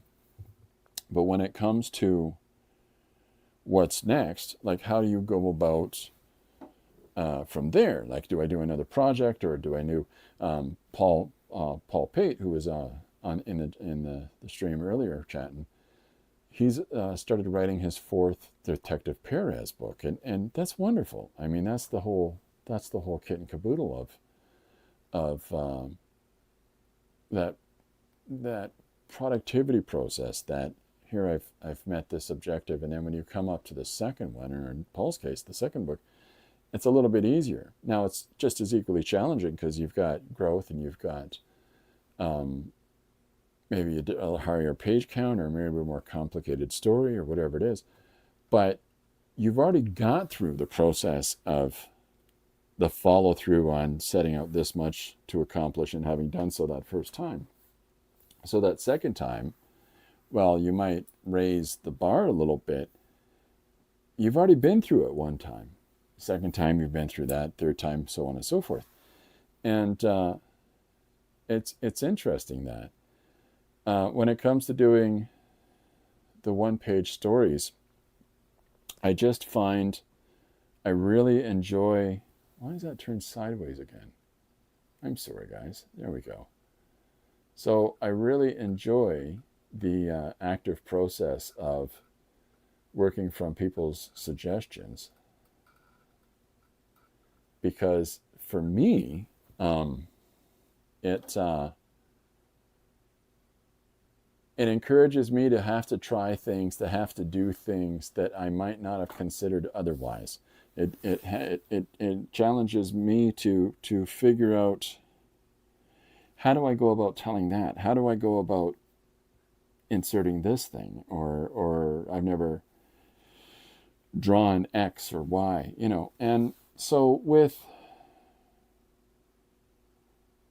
however we go about things, with whatever our plan is, with whatever our objective is, it's hard enough to do the thing without talking ourselves out of it, and it's hard enough to evaluate. It's hard enough to have it as something that's completed without over evaluating things or overthinking things. And I'm just in a routine now, and yeah, I'm enjoying it, and I appreciate the involvement and engagement of everybody that takes part in that with me. When I did this one, when I put out One Page Volume 1, this is actually my 31st book, but it's the first book that I put out online and internationally. I mean, everything else that I've done up until then has been regional, has just been in the London and surrounding area. And so putting this out has been really encouraging that people have responded to it, and that's very nice, and I appreciate that very much. And then now it's just with all the pages that we've been doing together, now it's just trying to follow through, and that's what number 2 and so forth is that, well, here's some more pages, and trying to put out more pages that include people's engagement with the process here. And so I'm trying to collect as many of these as I can, that showcase the different suggestions from all the different people, and trying to not let anybody feel left out. But it's for me, that process was, okay, we've done this page, okay, out there posted, okay, this next challenge, let's do that one. And then the process of putting the book together and putting it out for release has been, there's its own complications, but this, in my head, it sort of follows along the lines of, it's the one step further so that I can make available in a physical form the thing that people have been involved in through their suggestions and stuff. So I really appreciate people's interest in it, and I really appreciate the fact that people suggested things and trying to put those together as books. And I'm going to keep doing them.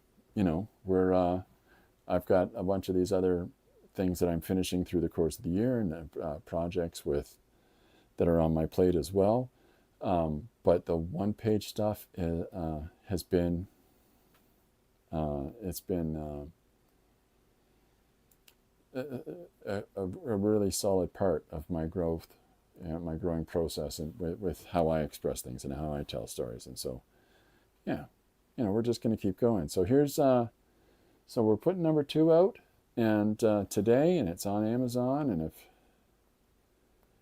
people like it, and put up a review there saying, it's less crunchy when you put milk in it. Whatever people put down for reviews. It's I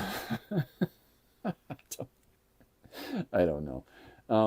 But yeah, I hope people have had fun today. We did the little one-page story read-alongs. We posted a bunch of those, and we did some cat videos with Corbin. And then we've got a little tour of the studio there, and talking about space to work. And in addition to that, we've been working on this page together, and so I'll get this completed and posted, and I've got to post the page from Friday later on today, and I think I'll have this all set up for tomorrow and post that then. And yeah, it's been really good, and I appreciate everybody coming out, and I appreciate all the interaction today and the suggesting of ideas from folks and sharing of thoughts, and that's always really cool. It's probably the biggest reward for me is being able to talk and engage with people that it's really interesting to me that we're all so distant from one another physically and in the world, and yet we live in an age now where people can converse openly with others that may well be in different time zones on this big hunk of rock in space there. So it's fantastic, the sharing of ideas amongst and communicating with other people and that are distantly separate from one another. So and yet at the same time we're not, because here we are all there's that interconnectedness online. So pretty cool. It's a pretty cool world that we live in there, folks. Okay, that's it for me. I think I'm going to be signing off. I appreciate everybody coming out. I appreciate yous all. Love yous, And Corbin has slept through this entire afternoon in his chair. He has not got up from his chair for 4 hours. That's impressive, because normally he's annoyed me at least 3 times. So I don't know. Maybe my voice has lulled him unconscious. Who knows? We'll leave that to the ages. But yeah. Linda says, it's always good to hear what you have to share. Well, that's very nice, Linda. I appreciate that. And appreciate Linda, the moderator with the mostest, and Tim, and Chris, and Robert, and Paul, and everybody that's come out today. And yeah, thanks very much, gang. I appreciate the support and encouragement from everybody, and I hope you all have a great day. I'll be back tomorrow afternoon working on another page, and if you've got one-page story ideas and suggestions and stuff, feel free to throw them at me. And thank you to Susanna too. I didn't want you to feel left out either. I appreciate everybody. Yeah, hit me with those suggestions, folks. I love them, and I'd love if you think it's weird, that's fine. I like weird. I like if you think it's mundane, that's fine. If you think it's abstract, that's fine. All of those things. That's the best part of it, is that I have to figure out how to make of it what I can, as far as a story goes, from something that may well seem abstract or odd, or whatever other adjectives people use to describe really interesting ideas that come out of their heads. So yeah, by all means, yeah, very much appreciated. Okay, everybody, that's it for me. Thanks very much for coming out. I will see you tomorrow at 2 o'clock, 2 p.m. EST, and I appreciate you, and I appreciate your support. Check out the new book. It is kind of the whole point of the launch day. Now that I think about it, that I should have been talking about the book more, but what are you going to do? Yeah, let me know what you think. All right, everybody, bye for now. Take care of yourselves. We'll see you tomorrow.